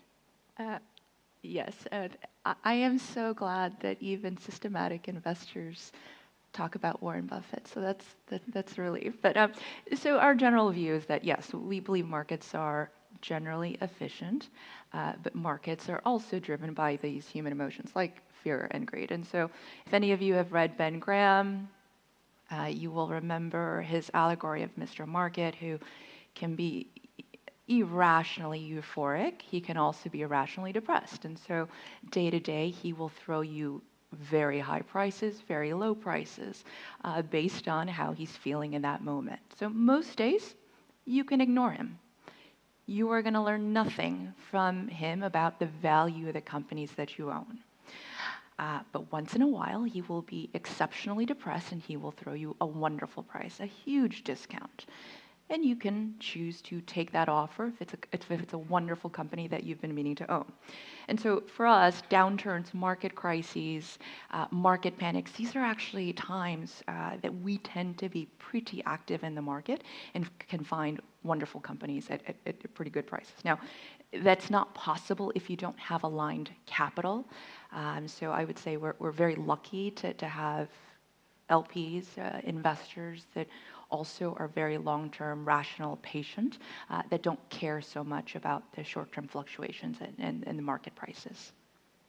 Yeah, I'm going to jump to the next part a little bit. And what I notice is that all three of you are saying different shades of different things. But what I notice is that one commonality, which is what actually Sam Gillespie mentioned in his 1-minute speech, is discipline, right? How do you stick to your philosophy, right, and discipline? So maybe in the next kind of commentary, can you explain a little bit more on how you do that? And this time, I'll start back with Caroline again. Like how does Li Lu like stick to his philosophy when sometimes there are, like you can change it, you can have like style drift as well, right? So maybe if we can explain how a fundamental investor can stick to the philosophy versus the way Dimensional does it versus Acadian, and give us our clients a flavor of how you can do that, that would be helpful, I think. How do we stick to our philosophy? Well, I'd say maybe the contrast here, and you can disagree with me, but I would say if systematic investors own stocks, we own companies. So our general approach is we take a business owner mindset philosophy to investing. And so when you are a business owner, I'm sure many of you in the room, you own companies, you've built businesses. There's a couple things that come with that naturally. One is the depth of knowledge that you have on all aspects of your business is incredible, including the management teams, right? You also have, by nature, an incredibly long time frame. You're not looking to trade just because you have a bad quarter, a bad year. You're not looking to exit or fold, right? You're going to stick by that business through and through, especially through market cycles. And so because we apply this type of philosophy, we understand the businesses that we know, that we own very well. Our knowledge of the business, in fact, compounds over time. Our trust of the management team compounds over time. Our ability to predict the operating performance, the strategic positioning of these businesses compounds over time. So over time, you develop a certain level of comfort and confidence to be able to hold on to a security, a stock, and therefore weather the market volatility. I'll give you a very quick example. BYD, most people know that we've owned it for 23 years. And if you look at that period of ownership, that stock has been down 50% or more 6 times. In fact, the biggest decline has been over 80%. And it's because we know the business so well that we've been able to hold on for so long. I would actually even add to that I think your alignment is also a big factor that is able to do that for you. But I mean, I'll hand it over to Wei this time. Obviously, very long-term factor-based investing as well. How do you maybe if you can give clients a taste of how you can do that? Think about it. Yeah, absolutely. And then I think what your question deeply resonates with me that, one of the quotes that we always say about from our founder, David Booth, is that the most important thing about your investment philosophy is that you have one that you can stick with. And then for us, that discipline is reflected in a few different kind of layers. It's really about the investment philosophy is sticking true to, the origin. But then there's also the research discipline, how you do conduct research for the long-term benefit of investors instead of saying, okay, making all the different tweaks and then all the different changes just to make your backtested results look better. And then there's the implementation discipline. We know that the market is always changing, right? And then there can be a lot of volatilities in the market. How can you have an investment process that is disciplined, but also have the agility to adapt to the market? And then lastly, there's also the business discipline. If you look at the funds we've launched, the ones from 20 years ago, all of them are still around. And in terms of the industry, if you look at all the funds launched out there, more than 50% of them are already gone 20 years later. Some are merged, some are liquidated, and then there's a lot of investment fads out there. So I think the long-term track record already shows that we are very committed to this long-term investing. And then I think for us, that systematic active approach, it really goes back to our belief in the market, meaning that the market in our mind is a very powerful informational processing machine. I'm not saying that, okay, every single minute, every single second, every stock has exactly the right price. It's hard to define what is right or wrong. But we think that market do a good enough job to incorporate real-time information and future expectations into market prices. Mm-hmm. And our goal as researchers then is to extract information from market prices to pursue higher expected return. Mm-hmm. And then in order to do that, we need to have a framework to guide our research. And our framework is very much rooted in financial science and the valuation framework. The price you pay, the valuations of the stock, the future cash flows, those define and then determine the discount rate and expected returns. And I think Caroline will agree with me that in a sense that these are very fundamental aspects of companies. So that's why we also like to say that we are systematic fundamental. These are not dichotomy either. Mm-hmm. So from there, I think with the increasing availability of data out there, big data, and a lot of computing power, and you need a lot of discipline to not constantly make tweaks to your portfolio, to not just get the new factor or wow factor every single day, but you actually want to make sure your investment process is robust, and then you have the reliable return driver that can persist into the future. Mm. And there, I always kind of go back to our academic heritage.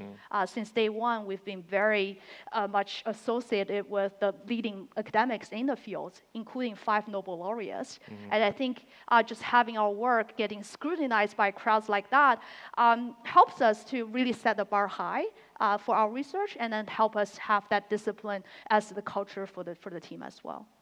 Great.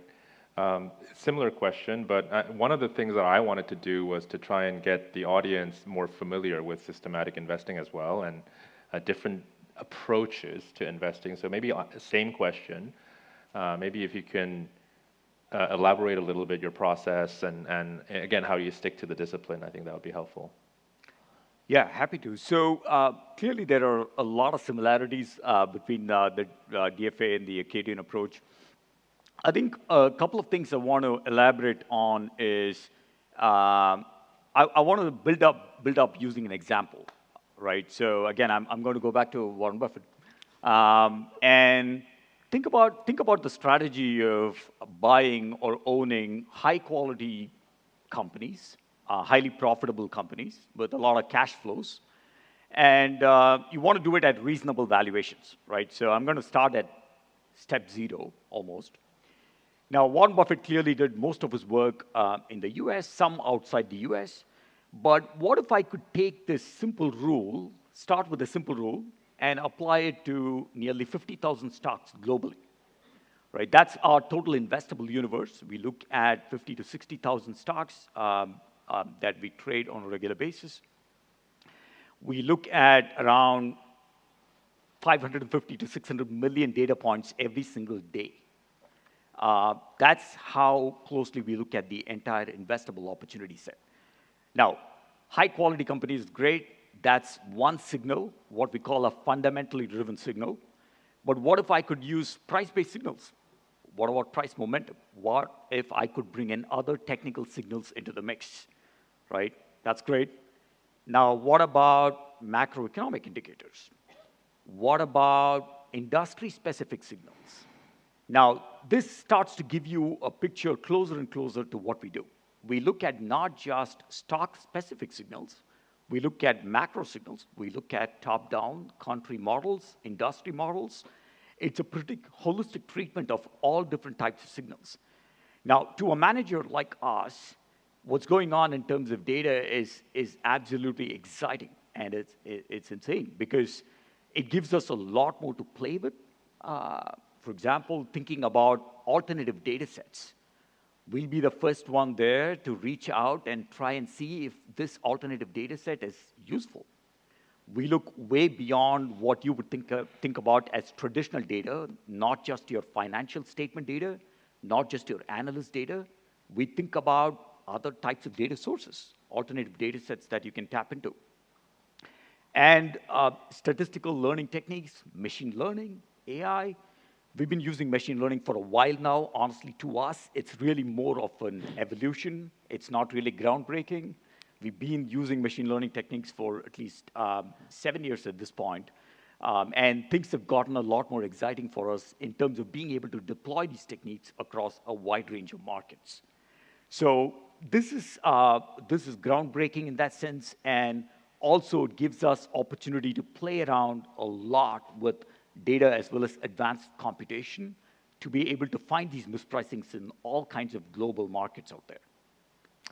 Yeah, I'm going to change into questions from the floor because the last bucket was around concentration risk, but I think we broadly covered that. But a few questions coming in, and I'm going to probably combine the first two, which is basically talking about how do you identify the sell discipline, A, from a valuation perspective, but B, from eroding fundamentals. So the first question is, what do you believe are the most tangible equity market signals that tells you a competitive advantage is eroding? Now, I'm going to, and we don't have a lot of time, so maybe very short answers each. From a systematic perspective, how do you identify sell signals in a way, either fundamentally or through valuations? And then for Caroline specifically, there was a question on, again, exit and sell discipline as well, particularly given that a lot of the investments are very, very long term. So maybe I'm going to start with Caroline this time. Well, our most ideal time horizon for owning an investment is actually forever.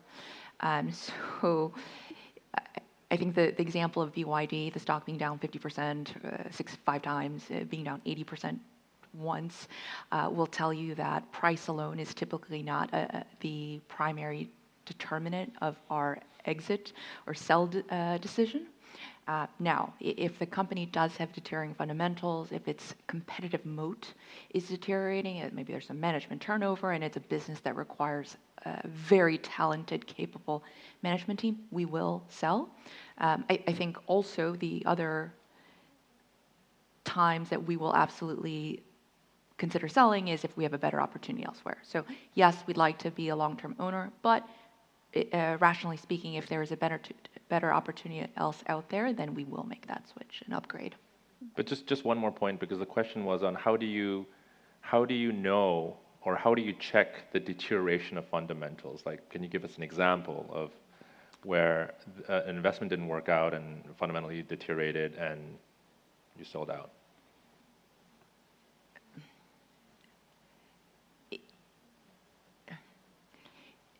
It could be many things. It could be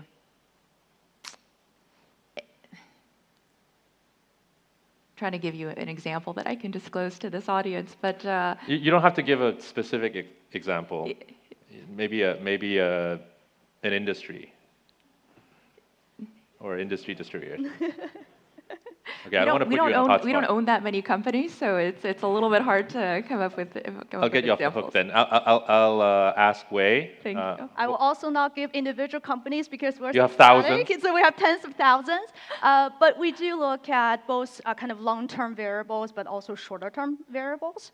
So in terms of long-term variables, we're looking at price-related variables like market capitalization, valuation, and then also profitability. So and then in addition to kind kind of current level of profitability, we're doing a lot of research on kind of profitability growth, the changes in profitability. So that could be one additional signal that we might use in our portfolio to structure our portfolios around.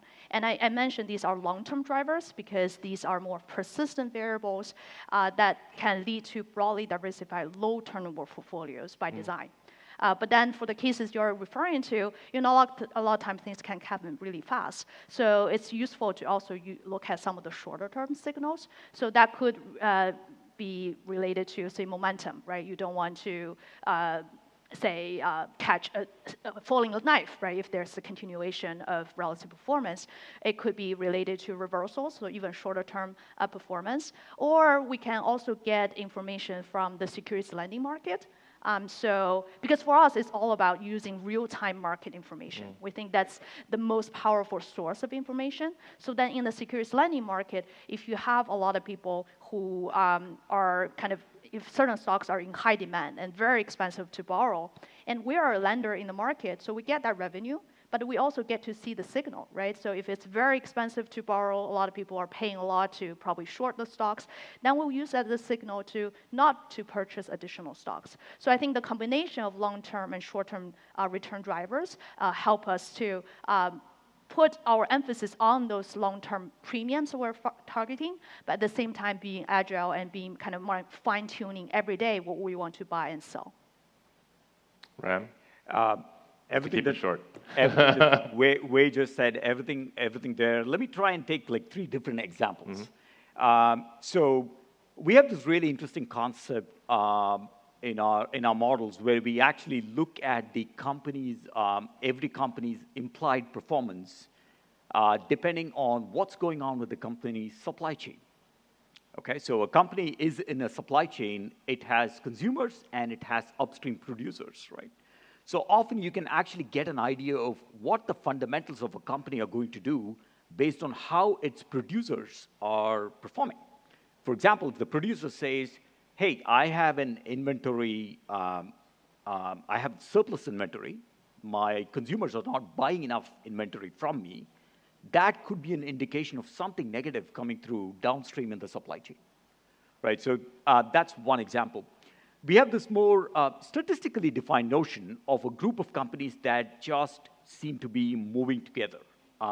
Their prospects are linked in, not permanently, but over a few months. And that can often imply negative, or positive aspects to a company's price momentum.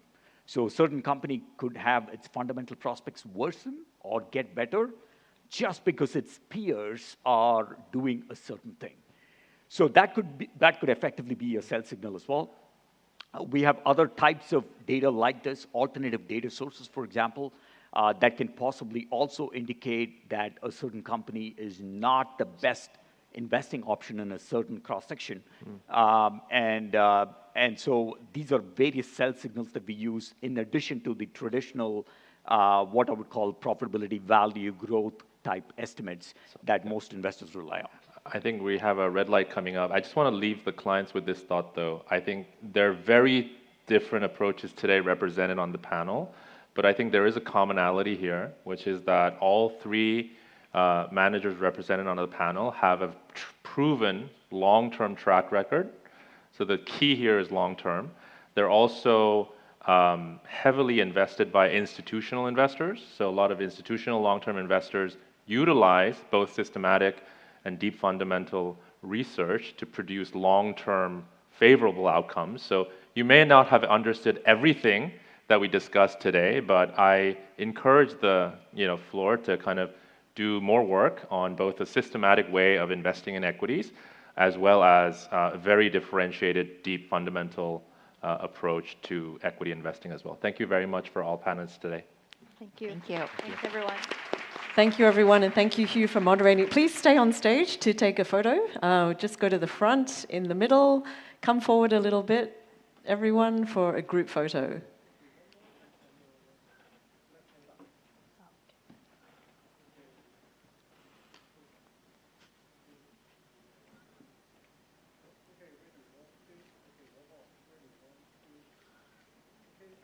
Thank you very much. And a very big thank you again to all our panelists for traveling so far to share all their insights with us. It's definitely a long way to come. But a great session, and I think I like Caroline's view that the investment horizon is forever. Forever is a long time. But we've got to do this for our next generation as well. Now, our next session for today is going to be a presentation by iCapital. If you don't know iCapital is a leading global B2B financial technology company, helping financial advisors and wealth managers incorporate alternative strategies at scale. So in this session, Tuan Lam, who's Managing Director and Head of Asia Pacific at iCapital, will share the latest global trends that we're seeing in private markets and how iCapital is enabling private wealth investors access to alternatives. So please join me in welcoming Tuan to the stage.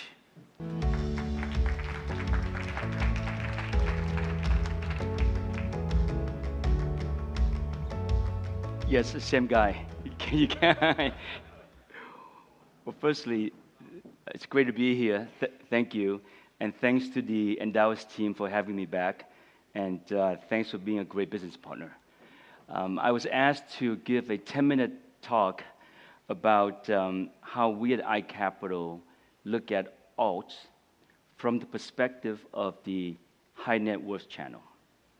And then I'll hand over to the panel on alts, the experts. So I feel like I'm the appetizer and they're the main dish, right? But I'll do 3 quick things in this 10 minutes. It could go on forever if I wanted to. One is a quick overview of iCapital. Second is share some thoughts on why we think it's really important for wealth clients to invest even more in alts globally. And the third is to share some quick observations about recent headlines and news about private credit and what we're focused on. So first on iCapital, we were born about 13 years ago, and now we've got roughly 2,300 employees around the world. And we've experienced good growth over the past 5 or 6 years. I would say that 5 years ago, our assets on the platform, and these are all alt assets, was around 25 billion. This year, we've crossed the 300 billion mark of total assets on the platform. And what we do is quite simple. We're a B2B company, and I'll explain what that means, whose mission it is to try to facilitate and enable the flow of capital from the wealth channel into alts. And by alts, we include private equity, private credit, hedge funds, real estate funds, and infra funds. We have all those on our platform. And over the past few years, we've been able to build a community of 2 Bs. We're a B2B, right? On the one hand, asset managers. We now work with over 800 GPs or asset managers around the world who then go on to support over 2,000 products from which our clients can invest. And on the wealth side, the other side of the B, we now work with over 3,000 wealth platforms across the globe. And that will include global banks, regional banks, smaller banks, private banks, wealth managers, advisors, and so on. So this has really given us sort of the critical mass to build out our business. So the circle here is pretty complicated, but I'll simplify by saying that we focus on 3 primary things. The first is education, trying to demystify alternatives for the wealth clients who are either newer to the asset class or want to invest small. And this is so that they can be educated about the asset classes, the products, the managers, and make the right choices. So education. The second is access. And by access, I mean having the right shelf, diversified shelf of products they can invest in, but also creating structures and access vehicles to allow that flow of capital into alts. That's number two. The third thing is that we have created an operating system with a pretty good technology that makes the pre-investment process, the investment process, and the post-investment process all as painless and as efficient as possible, right? And that technology has given rise to what we call global marketplace, where these 2,000 products reside and where all the wealth clients can go on and do research, click, transact, do the reporting, and do the analysis, and so forth. So that is iCapital, and we've been, as I mentioned, been fortunate to grow in the past 5 years at a pretty fast clip, and now we're looking to invest in new products, new markets, new teams, and new technologies. So that was a quick one on iCapital. On the next part of my presentation, I just want to talk about why we think it's really important for wealth clients to allocate even more. If you compare with institutional clients, wealth clients generally allocate less than 0.5% of their assets to alts. And the three important reasons are really, number one, if we look at the past 20 years, there's been a reversal of role or change of role between the public and the private market. And we feel that it's important to be accessing both at the same time. Second, with lots of data, we think that adding alts to your portfolio lifts returns, lowers volatility, but also give you access to a very diversified source of returns or alpha in your portfolio. And the third, which is why we exist, is that now technology can make investing in alts much easier, much faster, much less costly, and much less painful. So just going a bit deeper into the public versus private markets analysis, lots of numbers and charts, but basically three things. A vast majority of the economy, here we measure by number of companies over $100 million in revenues, reside in the private markets. So we want our clients to access that 87%, that 95% in terms of how they drive growth and innovation. And then the public markets, if you were doing that alone without private markets, can sometimes be skewed. Over a 10-year period, the composition has changed.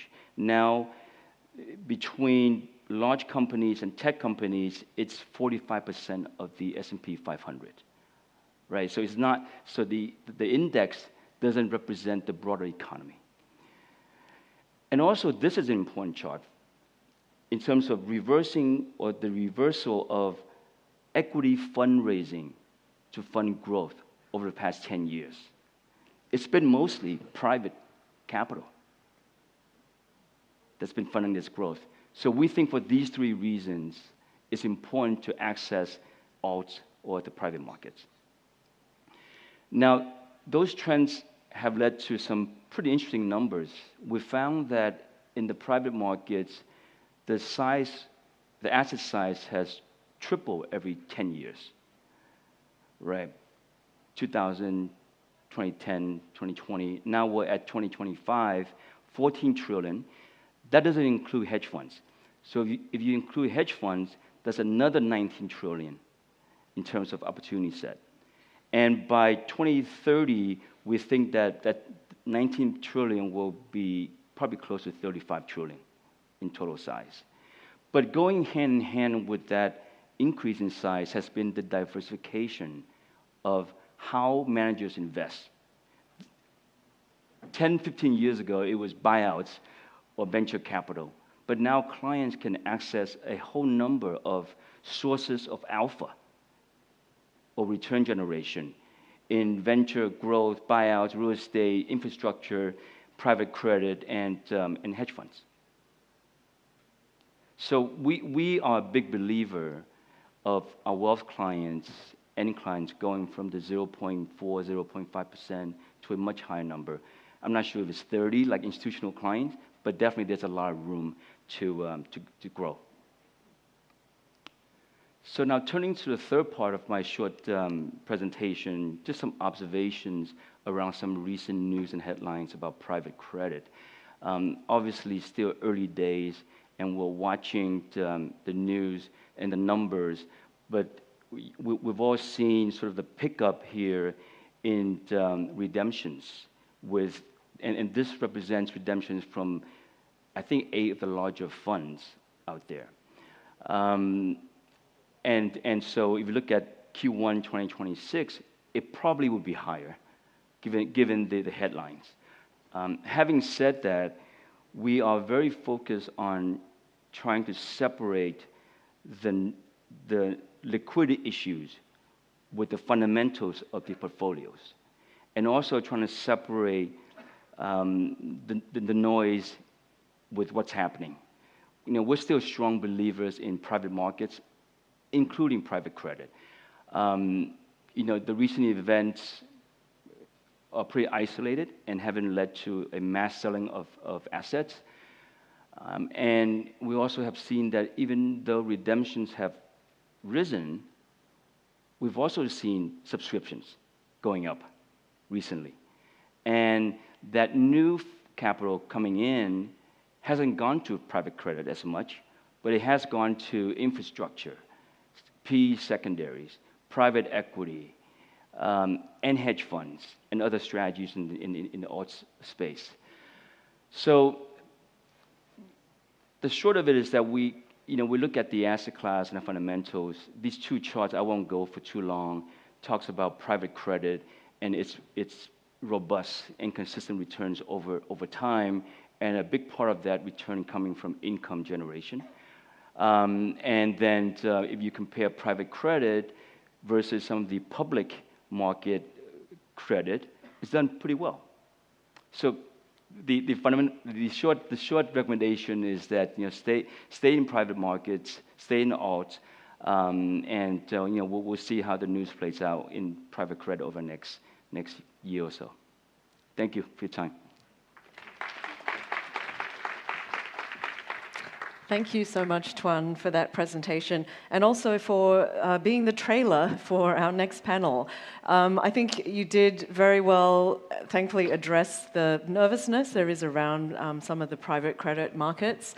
And I think also very interesting pointing out that the real economy is really built on private markets, and the public markets are being less representative of what's actually happening in the real economy. When you just look at some of the AI companies now, that definitely is testament to that. So as Tuan has trailed for us for our next panel, which is our final panel of the day, we are going beyond the traditional playbook because, of course, in today's markets, resilience does mean expanding your horizons, away maybe from equities and fixed income into commodities, into real assets, maybe even digital assets. So the boundaries of investing are definitely shifting. So our next panel is going to talk about that and where the opportunities might lie. I think we're almost ready with our furniture. There's a lot of pieces to carry up here. Okay, we are ready. So I'd like to welcome back to the stage Gregory Van, co-founder and chief executive officer of Endowus, who's going to moderate our session. And our panelists, Steve Zhu, senior vice president, head of Greater China Private Wealth at Brookfield, who was our One Challenge Takeaway owner of the Global Credit Strategy. Wai Kin Leung, Senior Vice President, Asia Wealth, Client Solutions Group at Macquarie Asset Management. Henry Choi, Co-Head of Asia and Head of Private Wealth Asia Pacific, Member of Management at Partners Group. And John Argy, who is the Co-Head UBP Alternative Investment Solutions at UBP Asset Management, who was also a One Takeaway Challenge owner of the Systematic Multi-Strategy. So Greg and our panelists, take away. Thanks a lot.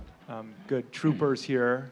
Thank you for lasting until the last panel. I think there's going to be a lot of interesting debate and insight, especially with what's been happening in the alternative space recently.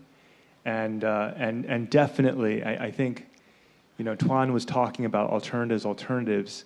I think calling it alternatives when it is 90% of the economy or of companies with revenues over 100 million doesn't really do its justice.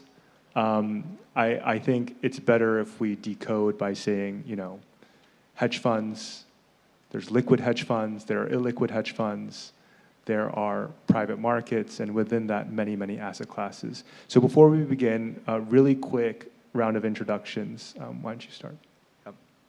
Thanks.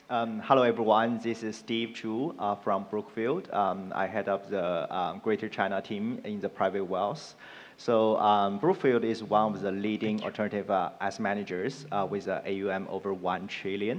So it's a very few asset managers can over 1 trillion. So we're very glad to have the support from the investors.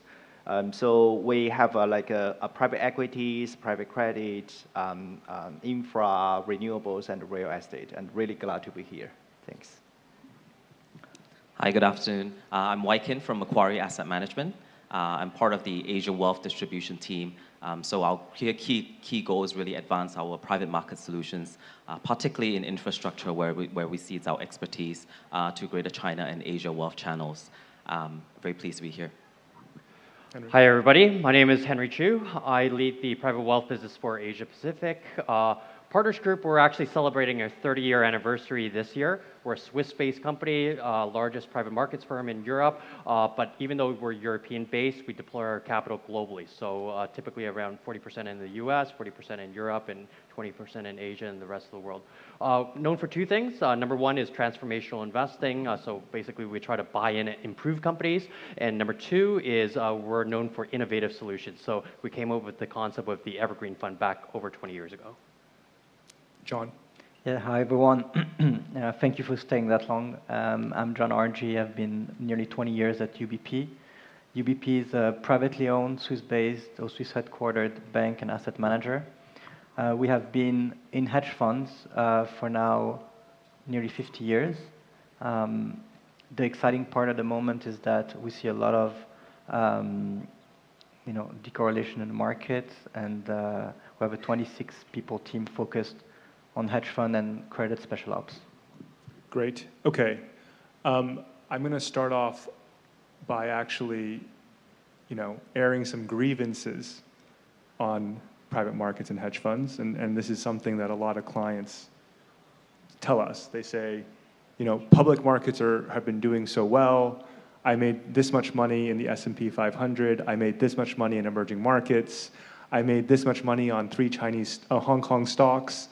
So on and so forth. Why even bother locking up capital? Why bother paying higher fees? I've been invested in some evergreens, but I haven't gotten the return that, that's been beating. I mean, I've been beating it very easily on my own. So with that, who wants to challenge that question first? John, go for it. I'll take it. If you think about markets, people remember the last calendar year. Last year was a pretty good year in certain asset classes. People already forgot about 2022, fixed income and equity setting off together. And now we're in the middle of a war in the Middle East. There are discussions about illiquid assets. And suddenly you need a stable source of return. And so to your point, alternative is too big of a word. With a hedge fund portfolio, you actually can deliver real stability with a decent liquidity. So liquidity today can go from daily to quarterly, annually if you want more credit-focused stuff. So I think the delivery of stability, even in 2022, because talking about 2008 is too long ago.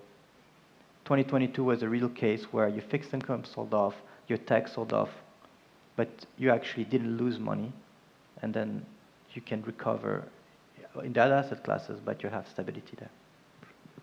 I agree with that.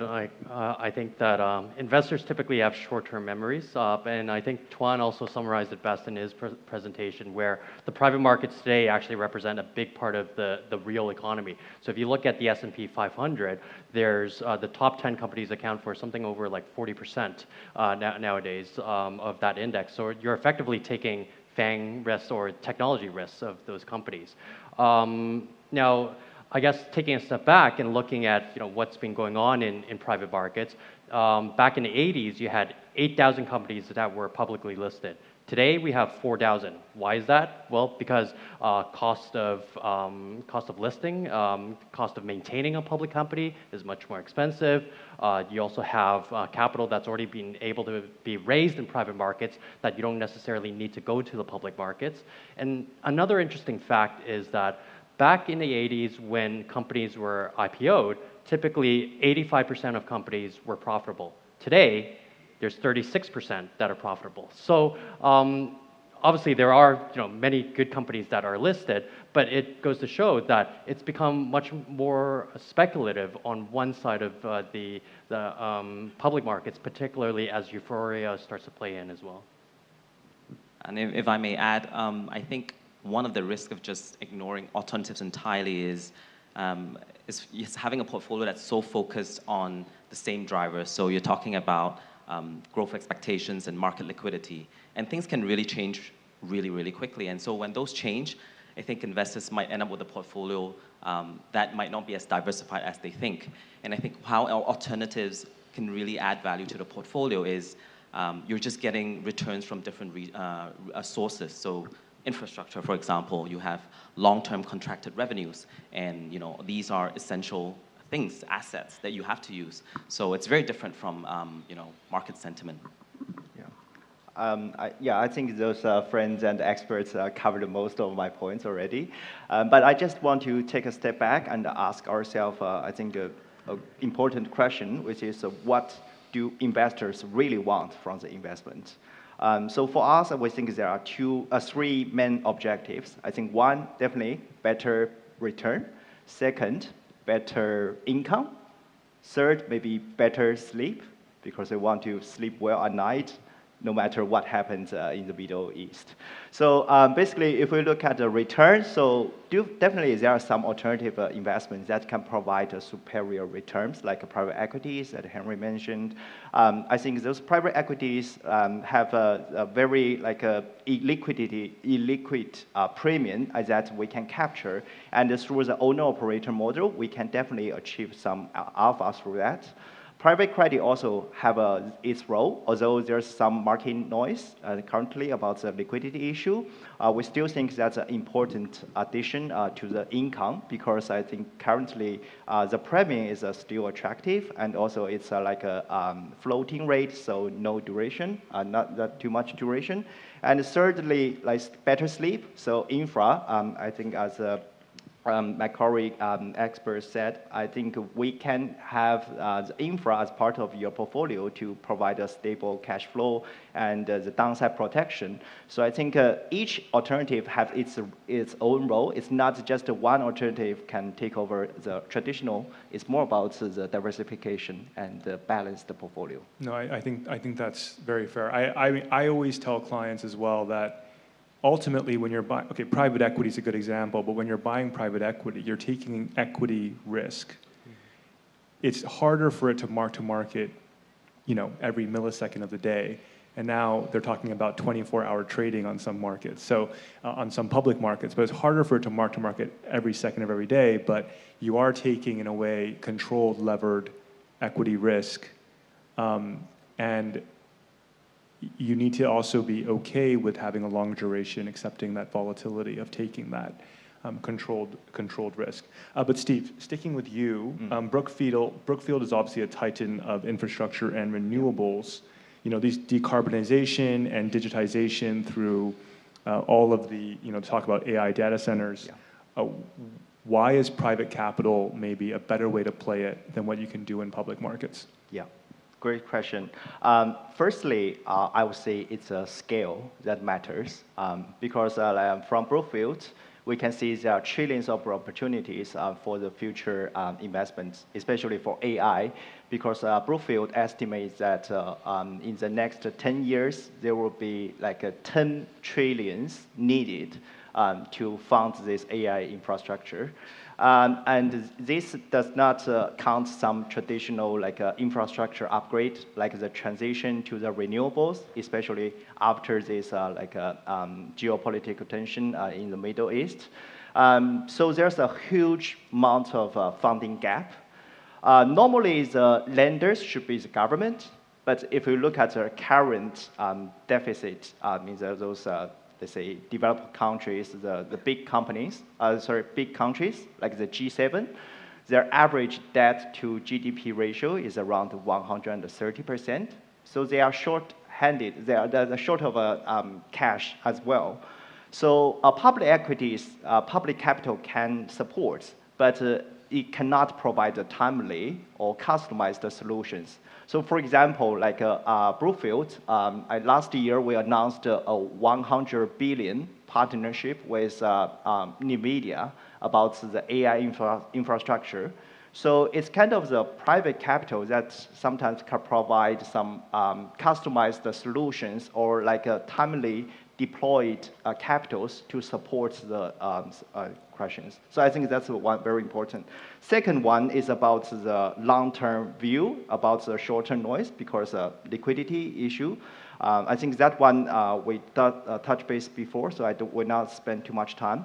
Third one is about the spectacular growth versus the contracted revenue, because for infra, for example, I think those are contracted and inflation protected, versus the public capitals is sometimes it's focused more on the spectacular speculation about the future. And maybe one last point is about operational expertise, because we always say, like, for the infrastructure development, for example, technology companies are building the brains while we are building the bodies, because we have to provide the power, we have to provide this middle stream, we provide the infrastructure to make it happen.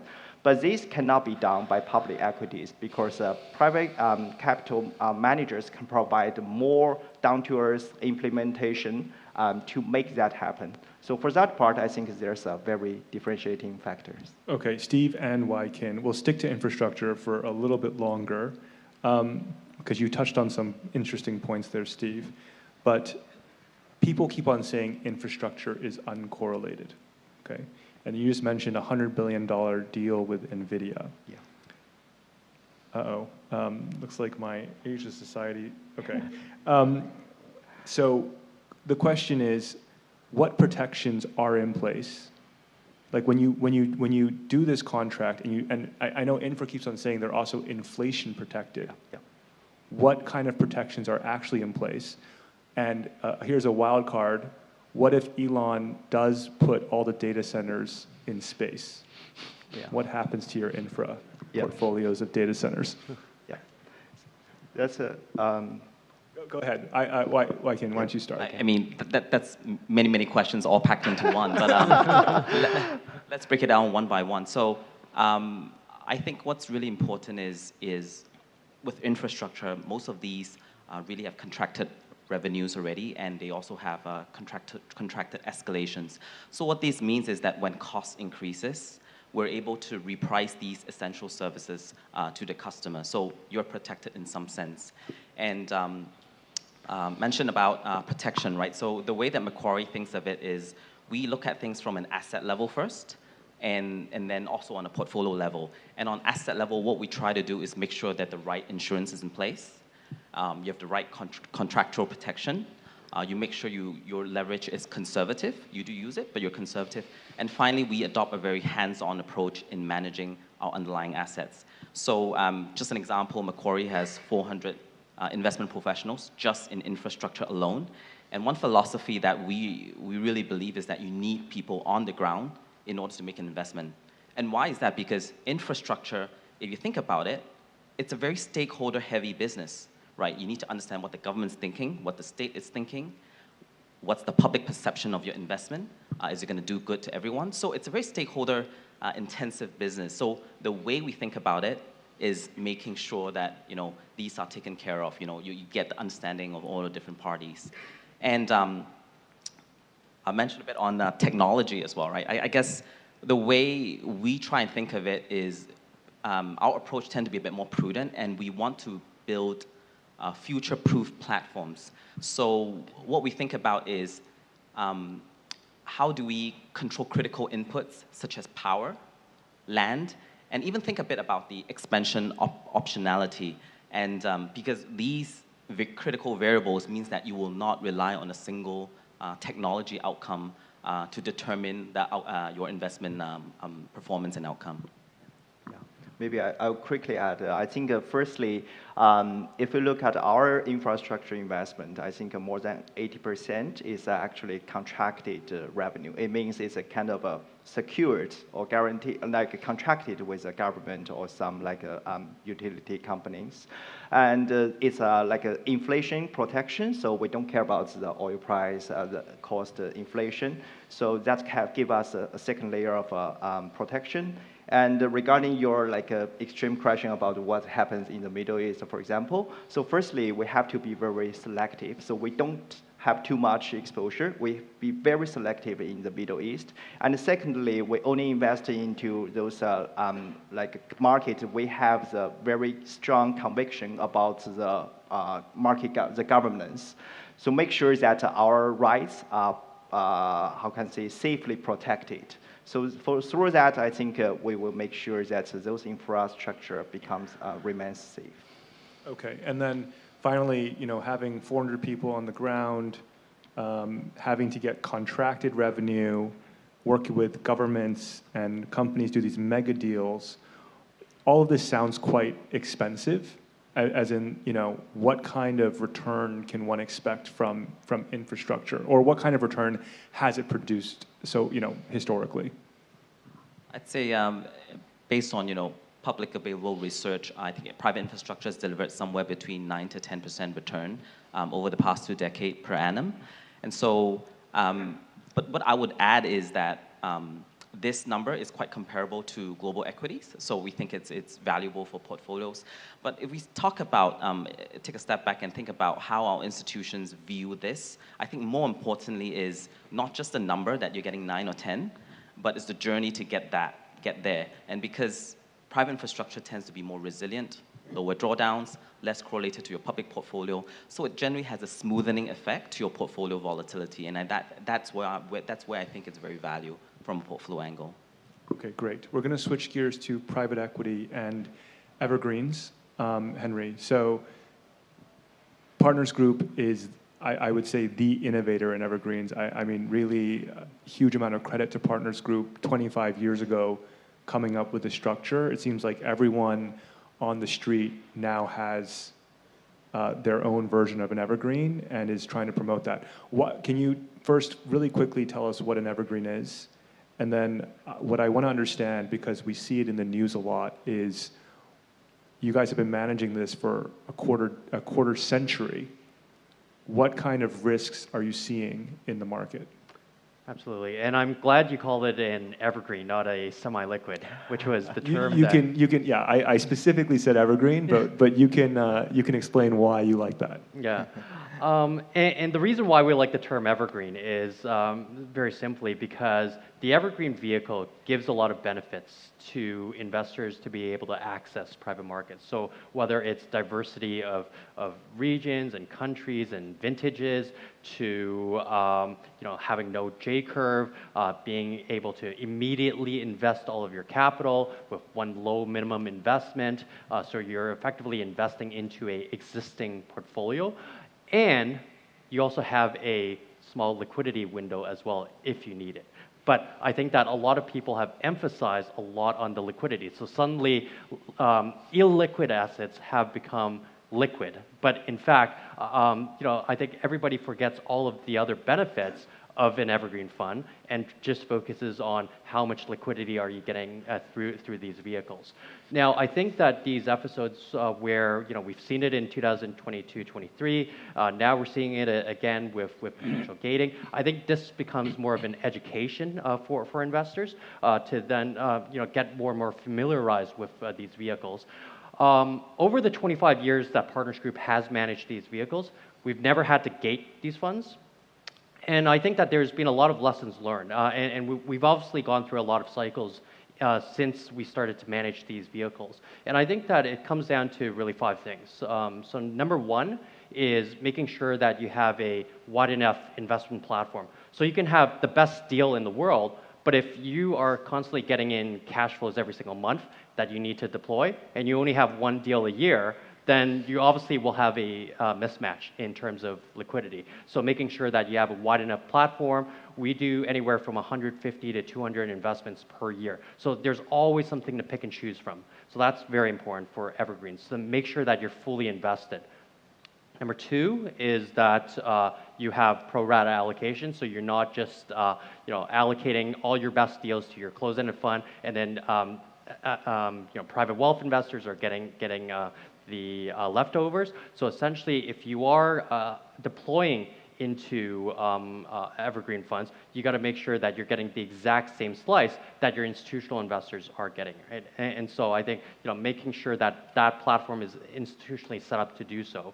Number three, valuations are obviously very important. Now, in private markets, typically marks tend to be quite stale because there's no incentive to adjust these marks. Now, if your business is primarily in evergreen funds, so for us, a third of our business is in evergreen funds.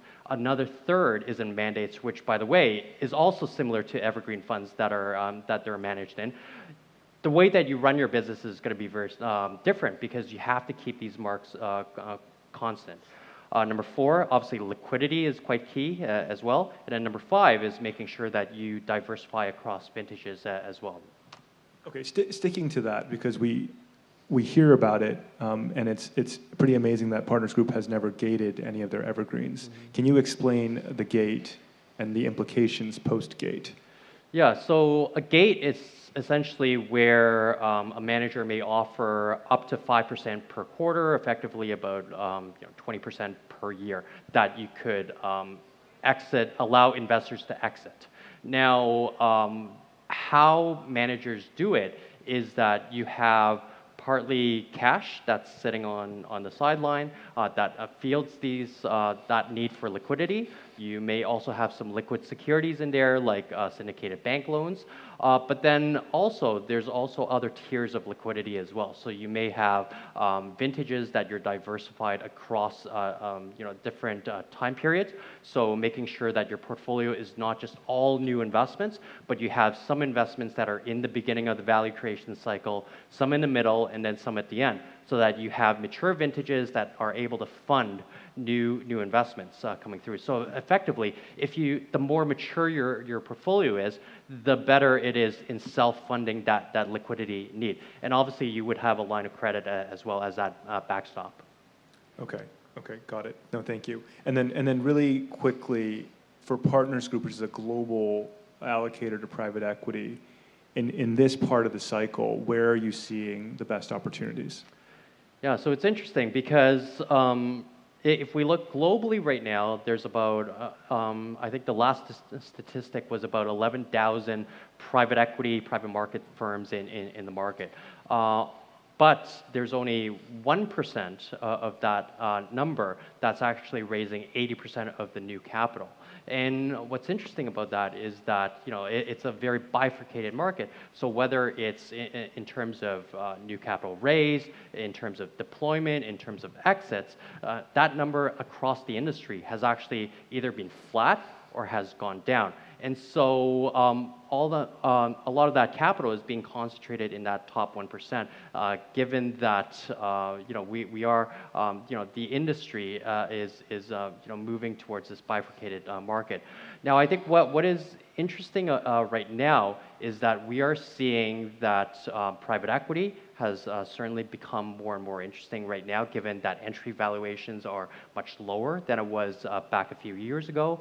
Also, we're big fans of infrastructure as well. We're also big fans of some of these newer income areas. So we have a royalties offering that we're quite interested that has been quite quite in demand. So I think that some private markets offer different flavors for people to invest in right now, but private equity definitely is quite interesting. Okay, thanks, Henry. Okay, John, yes, you've been in alts for 18 years. And when people think of alternatives, yes, we think of gating, expensive, maybe risky. How have you seen things evolve in this, almost 2 decades? I think the perception of alts being everything. When you hear us speak, we all speak different languages, if I may say. I come from the hedge fund space. I've been 20 years nearly in the space. I think the role of a hedge fund in a portfolio is very different from the rest of the panel. Most of the clients we work with come to us with a specific approach. It's to stabilize the portfolio on the more fixed income alternative space. So if you think about the risk you have in equities, we're trying to stay away from that risk and bring something different. We try to be a solution provider in cash plus 200 to 500 points, depending on where you sit on the risk spectrum. That's on the utilization. On the liquidity part, you have daily liquidity fund, like I said before, you have annual liquidity fund. I think depending on the people in the room have different appetite for liquidity. Today, you can have a very good quality daily fund. The growth of the UCITS space, which is a European regulation, but also used in Asia quite well. You have quality managers in that space, not for everything. But then managers also adapted their liquidity. So if you want to do structured credit, you want to do some complex arbitrage in commodities, they will put some gates that are actually quarterly gates. So typically, instead of getting out in a quarter, you'll get out in 4 quarters. So you're not invoking a gate, it's called investor level gate. So you know what you're getting in, and you know how you're getting out. And this allows managers to capture that alpha. So that's, for me, the two different perceptions have changed in our space. And it's interesting because I think daily liquid alternatives is something quite foreign to most people. Mm-hmm. I mean, what kind of enhancement can it provide to a portfolio, or how would one use it? I think not, as I said, not all strategy, but one that people would be familiar with is what I mentioned before, is systematic multi-strategy fund. So what do you mean by systematic? So let's take a long-short equity manager. You can today have a manager running 1,000 stocks, longs and shorts, market neutral, and you can have that purely systematic. So you're actually, because it's systematic, you can measure the impact on the market, the impact on liquidity, and you know exactly where you stand from a capacity standpoint. Of course, you cannot run, I heard trillions and billion, hundreds of billions. These are strategies that are fit for $1 billion or $2 billion most of the time, won't be fit for more than that. And the beauty of it is that with the growth of AI, I mean, we tend to drop AI on everything, but just hear me here. The computing power, which is really what AI is, and the quality of the research you will find to grow the capacity of this strategy is going to be a very big engine of growth. So when you hear the pedigrees that are getting into the trading industry, so trading equities, for example, into a hedge fund format, it will be enhanced by this computing power and AI. So we're very excited about that. That is a really interesting perspective on where AI is going. I mean, I think, for Endowus, we've also, a lot of people, it's interesting. A lot of people come to us and they're like, oh, so an AI is helping me invest. But we often have to correct them to say that no, but we will invest in strategies that may use AI, and they would probably have a lot more resources to do it better. Because ultimately, I think we all have to remember that the market is a zero-sum game to the market itself. So if you have the best resources and research and people, you will tend to do better, especially over a longer period of time. And it's our job to partner with and find those resources and expertise. A question, a carry-on from Henry, if that's okay, and to hear from everyone, because you all have different perspectives on these gates, which is, if a fund I'm invested in does gate, should I care? So we would say that it's actually a feature, not a bug. So if it does gate, I mean, that was stated in the prospectus. It's part of the marketing documents. So it is actually a feature of these funds, because ultimately what you are invested in is illiquid assets. Now, we do offer some liquidity, but that should not be the key area of focus. Infrastructure? And what do you guys think?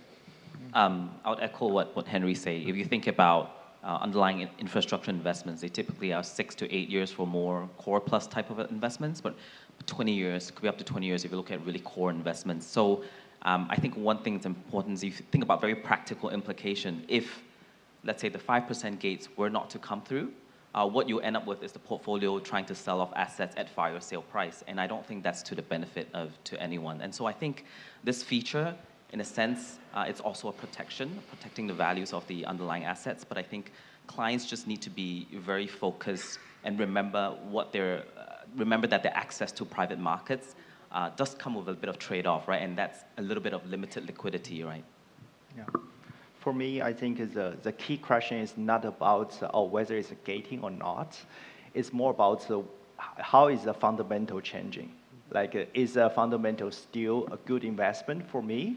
So if you look at the private credit, for example, I think Brookfield, we owns Oaktree Capital. So you probably hear Howard Marks and the Oaktree Capital. So it's all one under the Brookfield. So we also manage some private credit. So now everyone asking about this the liquidity issue.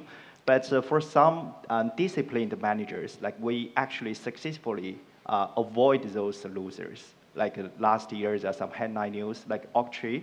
We do not touch those. Actually, we made some money through holding that and quit successfully. So I would say if there's some fundamental sound private credit managers who can still do their job perfectly, the short-term liquidity actually maybe provides some like better spread for us to capture. So I would say it's more about whether you are choosing the right managers and having the right assets. If the fundamental is okay, I think gating is not a problem.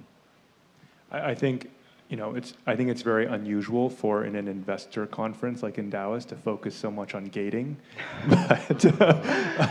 but I really think that these products and these solutions, these innovative solutions, have to be sold properly.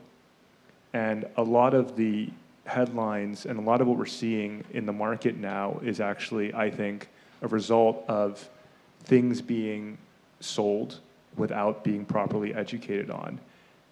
And I truly believe that, as Tuan was sharing earlier, like we're still in the very, very early days of being able to access private markets in a very systematic and organized way.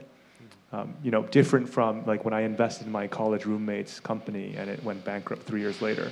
That was my first investment in private markets. I think it's evolved a lot since then. Quick last question from the audience. Do private markets actually lower volatility? Particularly in private equity and private credit. I mean, what do you guys think versus the general equity and credit market? I mean, we have funds that most of our funds actually have a valuation mark on a monthly basis. Actually, we have some vehicles that are on a daily basis as well. Now, I would say that it does, that because of the infrequency versus public markets, you do have a more smoother effect, but effectively, you're much closer to the fundamentals of the company rather than the potential booms and busts that you would find in public markets. So we would actually argue that with private markets, you're actually getting a truer valuation in most respects. Okay. Thank you. I think that's all we have time for. Thank you, everyone. And I'm going to invite Steph. Oh, okay. Sorry. Thanks, everyone. Thank you. Thank you to the panelists. Change of plan. Thank you so much to Steve, Waikin, Henry, John, and thank you, Greg, for moderating. And gentlemen, could you just come to the front for a moment to take a group photo? And while they're doing that, I'll just tell you that if you are a professional investor and you do want to get more information about the private market opportunities, you can visit the Endowus booth, which is downstairs at the Lippo Amphitheatre later on to find out more. And that brings us to the end of our day. Quite an afternoon. I think if you were to sum it up, we covered everything from market outlooks to alternative assets, from big picture thinking to single slide defining takeaways. It's definitely been a summit to remember, and I hope you all feel energized, full of great new ideas. Don't forget that Endowus is offering a one-time limited Hong Kong $500 off your Endowus fee when you register an account. And if you want to do that, you can scan the QR code, which is here. It's also on the back of your guest badge, and register today. And if you need a certificate of attendance for CPT hours, please look out for our follow-up emails. You'll get that in the email.